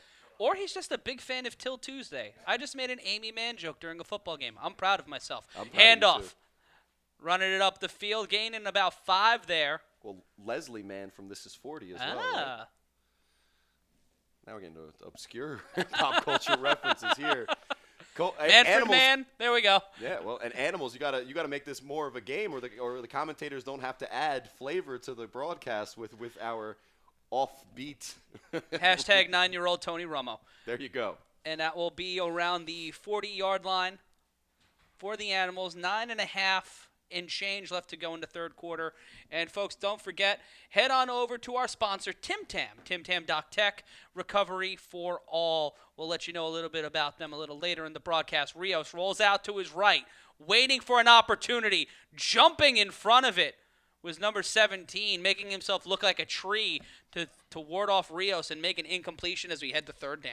Yeah, I don't know what you're doing there, and it's almost as if he's purposely staying back in the pocket just to show that he can throw. He rolls out to his right, and he has men in front of him to block, and in my opinion, probably would have easily got the first down. But he decides to sit back, and that bouncing thing, led to him throwing the ball when he was literally in the air and had no weight underneath the throw. So the ball, whether it was going to be a good throw or not, it still got tipped anyway. Rios is really struggling here, and we'll see with 3rd and 5 if he can turn it around. They'll load up on the line. One running back set to the right. And that loaded up line won't do anything, as that'll be incomplete. 4th down. Felt a little pressure coming in from the left side. And this Silk City team, no matter what they do, they cannot give Rios the time or the holes they need to kind of get a first down. They've had a few big plays, but they keep hitting that stall button. It's like driving a manual, not an automatic. Yeah, well, they have a couple of the big chunk yardage plays when Rios has been decisive and has just taken off from the onset of the play. And there's only been 6 called run plays, like running back plays, for the Animals in this game. The bulk of their offensive play calling has been a drop back pass. So, look, you can call David Rios whatever you want. One of the things you're not going to rush to call him is a drop back passer. So for me, not only is this struggle evidence of their abandonment of the running game, which is probably part of their repertoire, like in a normal sense. They're just searching for answers because they're just going completely out of character here trying to throw the ball. And it'll be on Silk City to make the stop here on defense to make sure this game doesn't completely run away with them. As it'll be number 21 throwing it away. That's Derek McCarthy. As Man will throw this one downfield and send this one out of play near the 10-yard line. And everybody at home and us in the booth are a little upset that the dark horse doesn't get an opportunity to return that. But when it just comes down to it, the proper play in A7FL football when you're punting the ball is to throw it out of bounds. So pretty good execution by the Animals there on special teams. And this game is brought to you by Tim Tam. Tim Tam makes professional-grade therapy products. Coaches, trainers, and elite athletes use massage therapy during training to speed recovery. Tim Tam's patent-pending devices provide professional-grade massage therapy to add another layer to your fitness regimen. For more information, head on over to timtam.tech. And Corey, we'll be seeing you in our next game in just about maybe half hour, 40 minutes or so, as you guys are going to be in action. Spanktown returning. You guys are 1-1 right now. Oh, pardon me, 0-2. Yeah. How do you guys come back from that? Well, it's one game at a time, and the first two games that we played, we mentioned it before in a previous broadcast, we watched the New Jersey Hawks, who are undefeated now. We were leading in that game for 60 minutes of the 60 minutes in the game. They won on a walk-off touchdown, and we lost in overtime to the Baltimore Bulldogs last week. So it doesn't really matter how you get there. We're still 0-2. So against a really tough U team, we're going to look to get our first victory, and we're going to have to do that one step at a time. And stepping through is number 55, tosses it over right side, gaining some huge movement there, getting to about the 30-31, and that will be a gain of 9. Buck is an example of a mixture of both the ability to move around, make some space, and run around, but also the ability to be in the pocket and make pocket-type throws. A lot of the quarterbacks in this league are, like myself, I can't run the ball. Like, you'll see in a little bit. You're not going to ever be nervous of me getting that running play. So I'm always throwing it. And then consequently, like Rios, there's guys who can only run it. Buck is a good mixture of balance where he's already, had a touchdown in this game, a long pinpoint touchdown pass, which was impressive. And correction, first down. And he also had broke contain on that one play and ran it in for what was almost a touchdown on their second touchdown drive. Two running backs set to the right. Handing it off inside. Joystick trying to make it happen, but that will be a no gain. Yeah, a different type of inside reverse. They like doing that dramatic pitch fake, which I don't know. Are you falling for it? I'm not. But it has worked to open up for the counter a couple of times. They try to do that out of shotgun instead of under center. And they do get a pretty good gain, but the Animals have adjusted, and they're not biting on that pitch fake, which, at least from our angle, is not fooling really me or you at all. 2nd and 10 for Baltimore. Joystick lined up directly to the left of Buck, the right-handed quarterback. He'll take the snap, play action, quick toss. That one's going to go upfield, and here's another opportunity for Baltimore. Running along the sideline, cuts through and taken down by number 4 of Silk City. Yeah, Dwayne Griffin there. We've talked a lot about Joystick even before the game.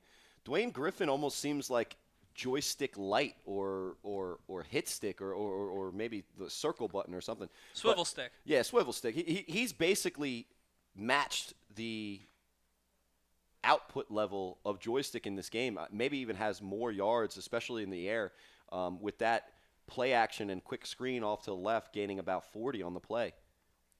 And that'll be set up around the 34-yard line as Baltimore in the lead 20-0.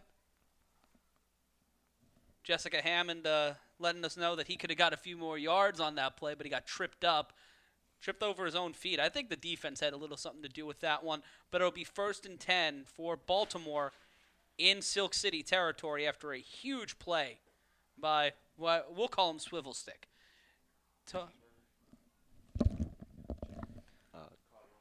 Up to the sideline, drop down to around the 15. It'll be 1st down for Baltimore. Well, and the Cobras, they're puffing their chest out. They're strutting all over the field. They're in total control of this game, know that they're the better team, and are imposing their will on the animals, who you can see their body language is the exact opposite. Hands on your knees, shoulders back. They know what's happening, and they're just fighting their best to stay in this game. It'll be on the 19-yard line, first down. As Buck calling the plays out there. These first two games feature two teams right now in the Hawks and the Cobras, who last year were outside of the playoff picture looking in. Early on in this season, they're looking really strong, as it seems that they're going to be both out to a 3-0 start unless the Animals can find some life in this game. Well, good defensive stop there on Mean Machine, making them lose about a yard. I believe that's going to be 3rd and 11.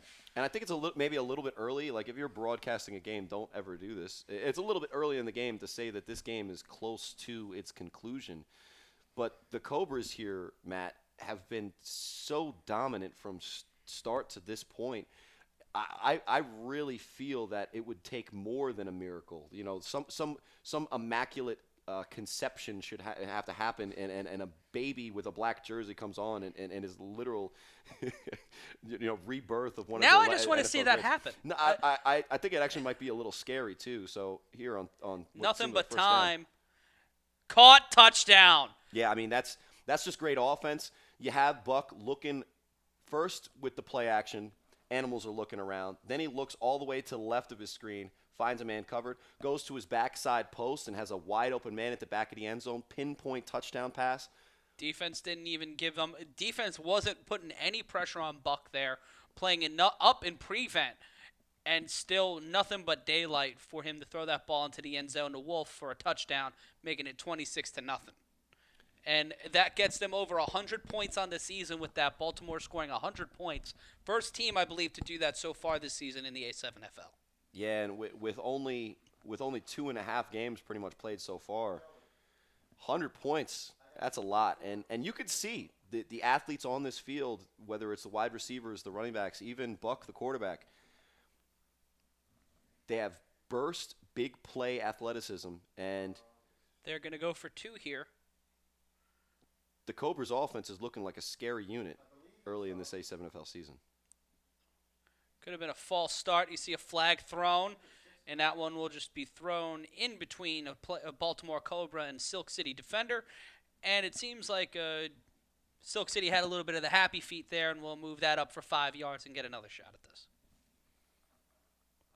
Travis England trying to play the prediction game in our Facebook chat, saying, I said 40-0. It may end up being 80. I don't know if it's going to get that bad. Well, if it is 40-0, then there is a strict cutoff rule. So if we do get to the 40, unfortunately, we won't see anyone get to 80. But yeah, man, if that was your prediction pregame, number one, I can almost guarantee if you check where he's from, it's Baltimore, Maryland. Number two, you were right. The Animals, they came into this game, and I think when you looked at it on paper, the matchup was weighed heavily towards the Cobras, even though the Animals are 1-1. But you'd like to see a little fight from the Animals as this game gets a little bit more out of hand as time goes on. And we'll get the second attempt. 2 wide receivers set up to the right. 2-point play. Rolling out to his right. Options. That one will get tipped and knocked away.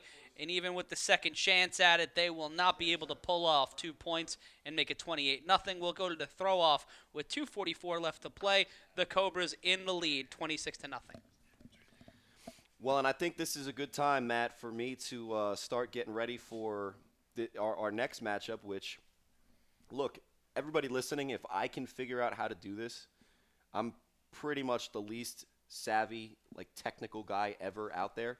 If I can go to twitch.tv/A7FL and I can subscribe and I can watch this, then I guarantee you can. You are not going to want to miss any of our Twitch games today. You didn't want to miss any of our Facebook games. My wife might want to miss, as the defensive line for the U is already starting to growl at me as we had Big Mo visit us in the booth. That's because you had chicken in your hand. They were hungry. Well, this is They're jerk hungry. chicken, too. You should have this. Hey, if you come down to Roselle to actually watch the games, not only will you get to watch the games, but you get to eat this jerk chicken. And Rios with the ball. A little bit of a hop in his step, pushing off, trying to make something happen, but will be taken down at the 25-yard line. All right, man. Wish me luck. Hey, kill it out there, man. Yeah, you'll see me in about an hour and a half or so in like actual football time, right? half left here, an hour of the game. But hey, I can't wait to get back here and call this BIC game with you. Yeah, we're gonna have 2 big games for you within the next couple of hours on Twitch. You're gonna want to hit that subscribe button. Corey Hammond's gonna go and get prepared, get something to eat, and I'll be running with you.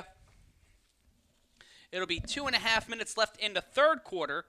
My apologies for not explaining the quarter, but it is 2:24 now in the third with the Silk City Animals with the ball. New quarterback in. They've taken Rios out of the quarterback position. That's number 29, but he's facing the same amount of trouble. The Cobras strike and send down number 24 with a sack.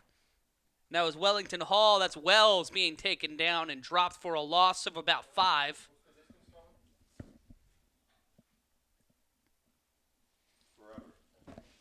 It'll be second down and I believe 15. Correction, second and 19 after a loss of 9 on that sack. In the shotgun, Hulk set up to the right of the quarterback. Hands it off to Hulk, finds a hole, makes some movement, but maybe gets a gain of about 1 or 2 there. Travis England in our Facebook chat saying, screen, boys, screen. But they go to a run there on the inside handoff, making it 3rd and 19. Correction, 3rd and 17.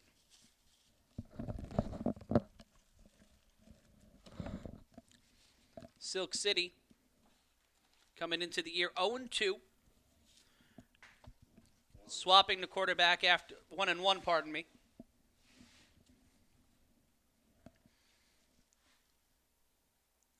The snap.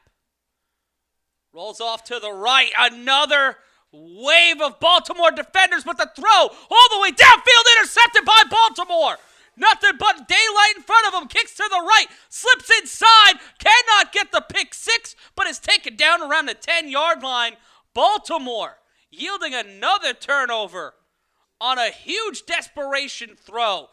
Trying not to get sacked for a second time. But he may be thinking about wanting to take that one back and eat that hit, as it'll be first down Baltimore. 20 seconds left to go in the third, and Baltimore may ride this one out into the fourth and final frame, as they are leading 26-0 against the Silk City Animals. And let's take a look at the replay again. Rolls out, avoids 2 defenders, chased by a third, throws this one all the way down to the 45, but right into the hip pocket of number 17 of Baltimore, and going all the way back to nearly where the play started. But it seems like this is the end of the third quarter, and it's 26-0 Cobras as we switch sides, and we'll head into the fourth and final frame. Sheree Brown saying that's how we do it in Baltimore. Baltimore impressing on both sides of the ball today, have given up 24 points the entire season. And they have not given up any more here today against a Silk City team that has been outscored 36-52 walking into today. You throw another 26 on top of that, it is not looking good for the Silk City guys as they head on defense. And I'm Matt Ryan calling the action with you here on Facebook Watch and on YouTube Live. Be a part of the conversation. Follow us on Twitter at the A7FL or on Instagram, A7FL. And if you're watching us on Facebook Live or Facebook Watch, be sure to follow A7FL TV and the A7FL main page for not only weekly stats and updates, but videos, photos, players of the week, and also the A7FL podcast brought to you every Thursday as Stephanie meets with the players and the insiders of the A7FL. Buck under center in shotgun. Run it, wide receiver in motion, but here comes Silk City. Thrown to the left side, off the fingertips of number 19, and it will be second down.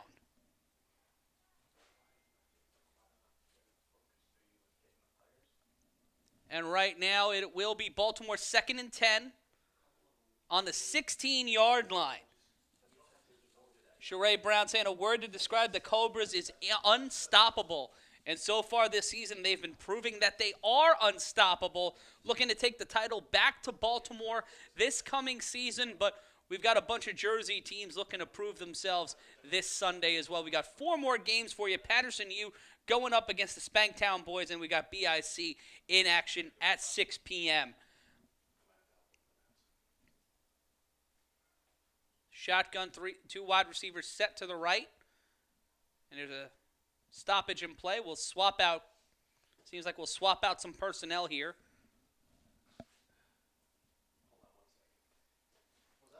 And it seems like no timeout. It might have been a penalty. Trying to get a understanding of what the call on the field was. But Baltimore will have the ball, and it looks like they're moving them back, possibly a penalty here. And I'll be joined in the booth right now by the commissioner of the A7FL, the brain, the product, the man who's made this product, Ryan DePaul. Ryan, how you doing? I'm doing all right, man. It's been a crazy day as always, but some great football nonetheless. And happy to sit down for a couple minutes. And when you're sitting in the control center, you're sitting in the production hub, looking at this team, you're looking at Baltimore right now. What are the things they're doing right, in your opinion? Say that one more time. Couldn't hear you. When you're looking at Baltimore, what are some of the things they're doing right here today? Aside from the fact they're up 26-0, they've had a lot of great plays. A couple of missteps, including that illegal block in the back in the first half. But right now, when you look at them lining up on the 32. You know, speed killed for one. I haven't watched every single play of this game. I've been helping out with some other things, but I did see some of the runs with Joystick and Buck and the running back that's been taking some of the jet sweeps. They got a ton of speed to the corners, and it looks like the Animals are having a real tough time dealing with that. Cobras look like they're going to move to 3-0. This is a convincing win over a better Animals team, but they struggled last year, so I wouldn't say it's a great Animals team. They're looking good. They're looking good. Certainly are, and this Animals team showing great rushes off the edge in that last play, but it'll be 3rd and 10. And you said this is a better Animals team than last year, a little shaky. They just pulled the 007 David Rios from the quarterback spot in their last drive. Ended up yielding an interception off of that. The Animals are tough. You know, their record doesn't show from last year. They can make a mess of things up front, but thrown deep into the end zone, nothing there. Few steps away from another 6. It's a good ball, actually. Good ball, actually. That'll bring up 4th down.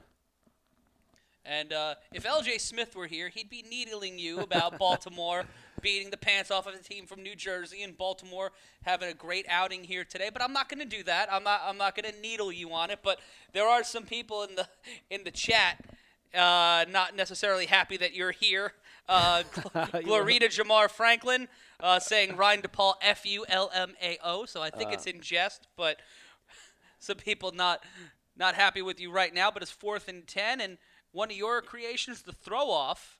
Right, yeah, the throw-off's a great part of the game. That's Scoob, by the way. He's an ex-player. I think he moved out to, like, Kentucky or something. So he's gone. He's far gone now. But former Rookie of the Year back in 2015. Now he's cursing at me in the chat. Lovely. But, yeah, the 3-on-1's awesome. We got a punt coming here. Decent throw, but I think that's going to be a touchback. I'll see it go to around the 20-yard line. It'll go to the 20 for a touchback, yeah, but maybe it did go out of bounds. Looks like our referee had official over there. Kelvin's marking it off at the 1 possibly. And that would be great position for Baltimore, who have been able to instill their will, impose their will on the Silk City team today, who have lived and died on Rios' legs and not being able to give him much time in the pocket, or him not really wanting any time in the pocket. Yeah, you know, in 7-on-7, you can get away with putting a running back, a quarterback that's got a decent football IQ. So, you know, he could definitely buy himself some time back there. He could throw decent, but, you know, obviously they have 0 on the scoreboard right now, so something's not clicking for them on offense. But this will drop them to 1 and 2. Doesn't necessarily eliminate them from the playoffs. I'd have to look at the schedule to see who they have next. But they have a lot of new guys on their team. They got a couple guys from Pennsylvania that joined with them. The quarterback is one of them. They'll take a look at the schedule here and see who they draw in the next coming weeks. As we head to this is essentially the halfway point of the season, heading into next week. When you look at this Baltimore Cobras team outscoring, they're over 100 points on the season, and they'll set up trying to stop Silk City on the 1, tossing it over right side. Smart play. That'll get him a few yards. That'll get him to around the 10-yard line, making it 2nd and 1. I've seen a lot of teams running these shuffle passes this year, actually. Some more effective than others. I guess the good thing about a shuffle pass is it's not a fumble if the guy drops it behind the line of scrimmage, so it's a little bit safer. But decent pickup there. Be 2nd and 1 on the 10-yard line. Baltimore ahead 26-0 as we look ahead towards the end of the year. The Cobras probably locking in a playoff spot with a win next week. And the snap under center, another handoff. And that one, almost a judo throw from number 10 of the Cobras. Just going over with a hip toss, stopping them short. It'll be 3rd and 2. Yeah, the Cobra schedule looks like it gets a lot harder, actually. They're going to draw the Panthers next. That is a 6 p.m. game in Baltimore. That's going to be pretty exciting to cover. That'll be the game that we finish with down there next week. Following that, they draw the Gators, Army, and Bulldogs. So their next 4 opponents are all Baltimore teams, and they're all tough games. So their schedule is going to get real hard. But setting up for a potential playoff run here and another shuttle pass attempt over to number 1, and that will be 4th and 2 with the last real chance the Animals may have in this game to mount a comeback as they stare down 4th and 2 on their own 9-yard line. Let's take a look here and see who the Animals draw next week. And fans, you can always go on A7FL.com and you can see the schedule, scores, results, highlights. We have stories on some of the players. There's a lot of great information on there as I'm looking right now to check on the schedule, see who the Animals draw next week. I believe they're home here against Spanktown, who right now is 0-2. Spanktown's going to play the next game against the U, who are 1-1. Should be a great game. If you saw, I don't know if you caught the game with the Immortals and the U week 1, where Riddick had that controversial run back on the touchback. I could not find any rule in the NFL about that. It was wild. Toss to Rios. Rios trying to make a play with his legs. May have got the first down, and Rios, who's not been able to get much going for the offense as the quarterback, uses a halfback there, and he'll move the chains. It'll be 1st and 10 for Silk City.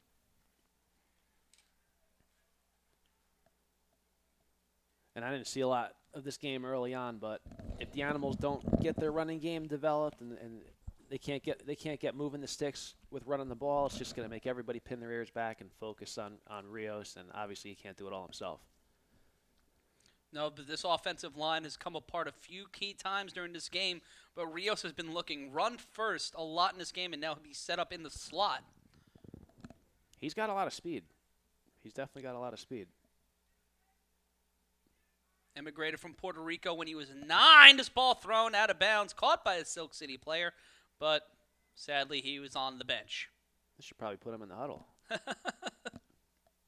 Matt Ryan and Ryan DePaul. Matt and Ryan. This could get confusing, but let's hope it doesn't. Calling the action for you here on Facebook Live, Facebook Watch, and also YouTube. And be a part of the conversation. Let's go to the chat. People wanting to know regarding the rule, the controversial rule from week 1. Mm-hmm. They're asking, did that rule get fixed? Because it seems like some people weren't happy with it. In a shotgun set, the handoff, but the whistle's blown, and that play will be blown dead. So it was actually the right call on the field by the refs. It actually was a touchdown. There's a couple of factors here. A lot of people were confused in saying that he can't be the first person to come back in and touch the ball. Well, he's the only person that's available on the return team. So for people that don't know what we're referring to, week 1 on one of our 3-on-1s, the returner caught the ball in midair around the out of bounds, right on the out of bounds line. Let's get to this play. And that one will be dragged out of play. That handoff attempt looked like it was going to be a fake, but it falls right out of the quarterback's hands, and that one will be 3rd down.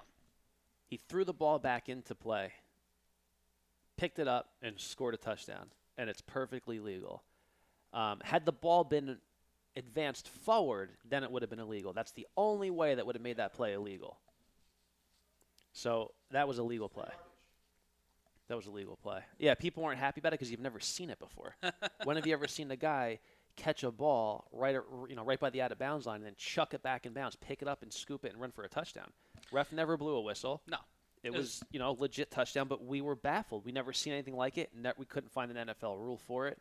But after going and researching and looking at the specific part of the rule book in the NFL rule book that is called scrimmage kicks, and all the rules, the scrimmage kick is a punt. As long as he didn't move that ball forward and recover it, it's perfectly legal. Yeah, third and 5. And here comes Baltimore rolling out to his left. The quarterback looking for an option. And he'll just decide to take it with his legs and try to get a first down, but he will get sent to the sideline. And talking with Ryan DePaul here, the founder and essentially the mastermind of the A7FL, Trevor West Cruz, saying that was the smartest play he's ever seen. It was in desperation. Listen, Matt Riddick is the two-time MVP of this league. 2017 MVP, 2018 MVP. One thing he doesn't have is a championship yet. But he's a tremendous player. He makes crazy plays all the time. Maybe he's not playing Division I or maybe he's not in the NFL. He's a little unorthodox, but his speed is unbelievable. His football IQ is unbelievable, and he torments this league. He makes this game into a schoolyard game. He could pretty much do whatever he wants when he's on the field. He's just incredible to watch. But yeah, it was a smart play, and it worked. 4th and 2, trying to get the first down. They will, and a little more. And that'll send it inside the 30-yard line, getting it around the 32.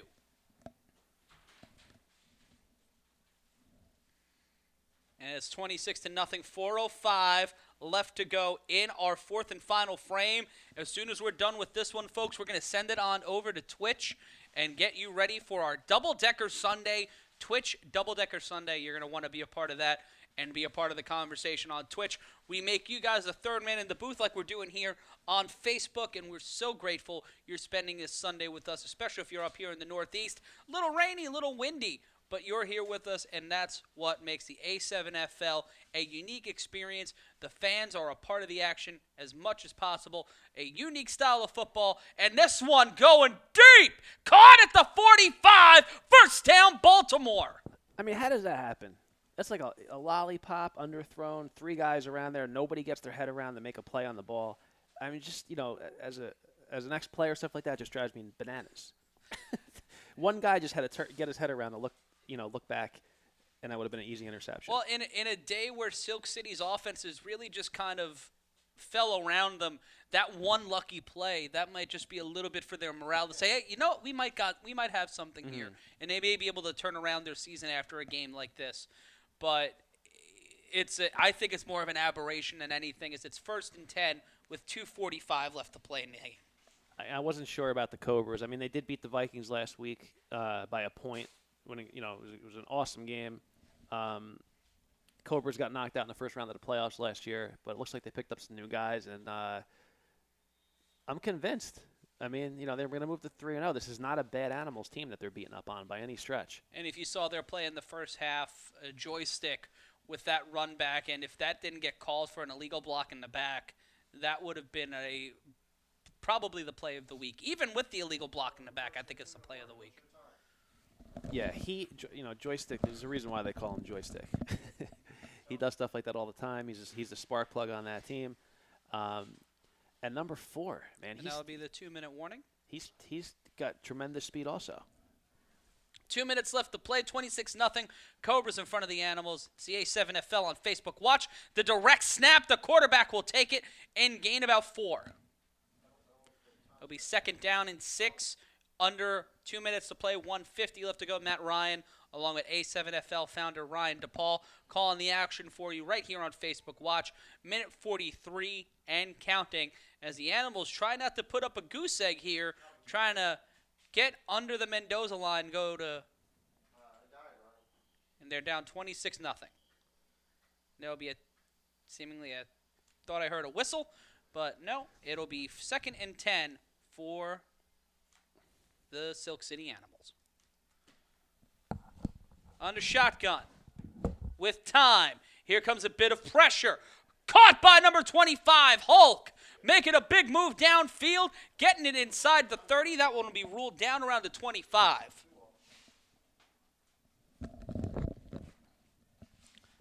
And under 2 minutes means in the A7FL, only in the second and fourth quarter, past the 2-minute warning, any play that's an incomplete pass or out of bounds will be deemed a stoppage in time.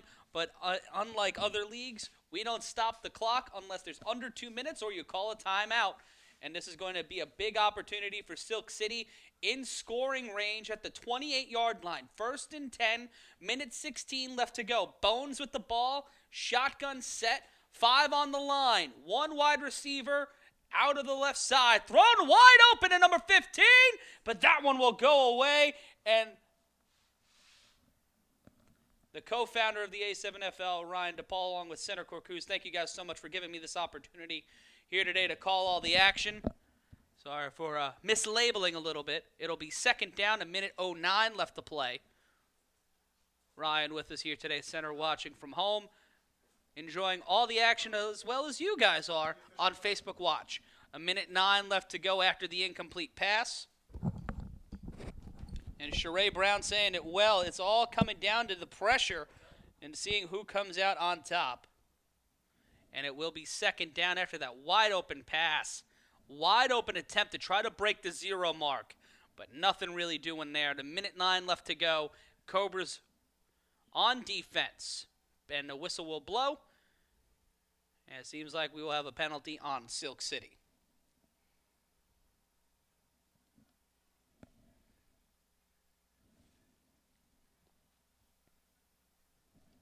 And I'm sure you've told everybody already that we're heading over to Twitch for our next 2 games. Yes, sir. It'll be on Twitch. It'll be Spanktown and the U beginning in just a few minutes' time. As soon as we're done with this game, rolling over to the left. He's just going to take this one, tuck it in his pocket, get the 1st down a little bit more. May be able to yield 6 here. Under a minute to play. Big block, and he'll slide this one into the end zone. Touchdown, Silk City. Someone's decade got ruined on the block, and it'll be 26-6. Silk City not leaving up a 0 on the scoreboard. And we might be able to get a replay of that after a big play by number 29. That's Raymond Rosa, Bones, stepping into the quarterback position, but making do with his legs. 54 seconds left to play, and they're gonna go for 2 here.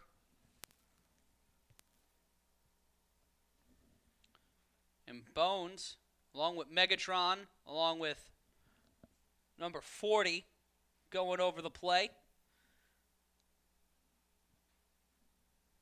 They'll send 13 out wide.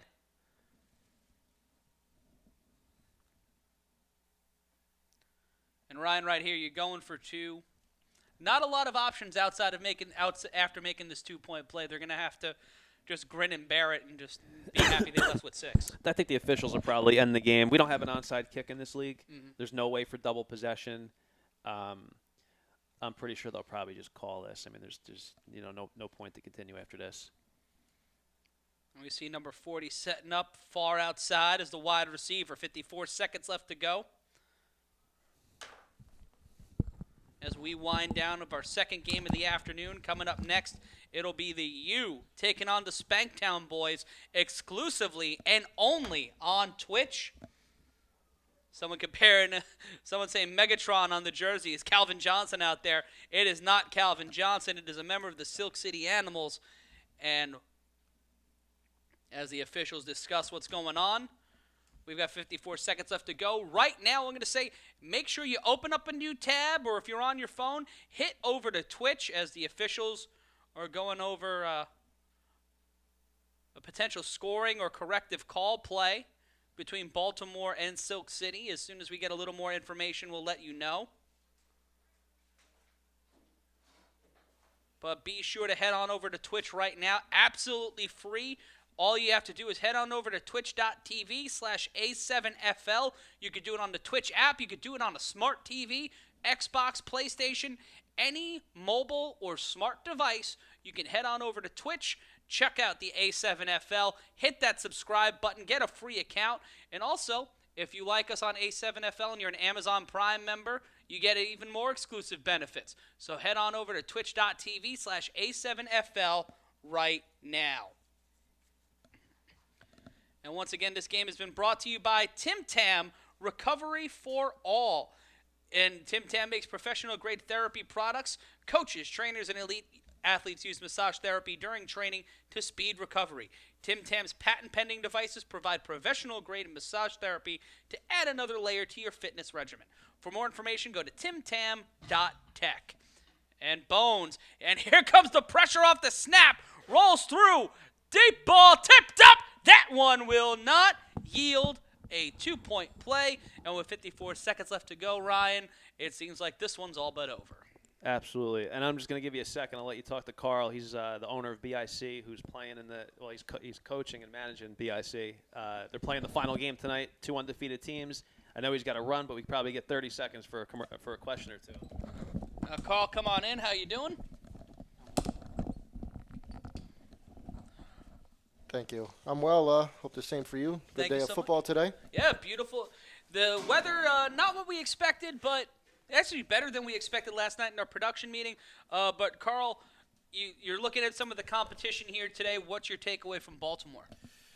Well, Baltimore's always been a tough team. This is the first time this season I've actually had a chance to watch them play. And I must say, there was a lot of rumors going around, easy schedule, didn't beat a fully staffed Vikings team, but they definitely look like the real deal today. I mean, they don't look like a pushover who's just on a lucky streak. You can't always really tell after 2 games undefeated most points scored, but they're showing me that they're definitely the truth today, watching them play, a tough Silk City Animals team. And you guys are in the Spotlight game tonight on Twitch at 6 o'clock. What can we expect from BIC tonight? Well, we're definitely focused. It's a big game, a big football rivalry with the New Jersey Savage. We have a lot of history.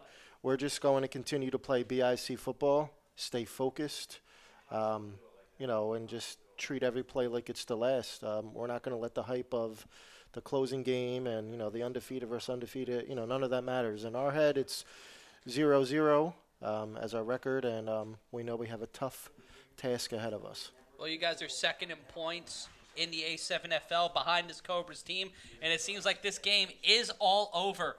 So when you look at that offense and you look at you guys are the second highest scoring offense in the A7FL, and the Savage are at only 37 points. That's got to give you a little bit of confidence knowing that through 2 games you've almost doubled what they've been able to bring to the table. Right. They, the thing is that, not taking anything away from the Gators 2 weeks ago, but this will also be the toughest defense we have played so far. Savage, I don't want to say they struggled on offense the first 2 weeks, but they did enough to get the job done. They really didn't have to score as much because that defense is just very dangerous. Thank you so much for. We'll see you tonight at 6 p.m. The BIC in action in our highlight game on Twitch. This one's all over. We're going to head on over to twitch.tv/A7FL. The Baltimore Cobras remain undefeated, defeating the Silk City Animals 26-6. For Corey Hammond, for Ryan DePaul, and all of us here at the A7FL, I'm Matt Ryan. We'll see you on Twitch. Have a good week.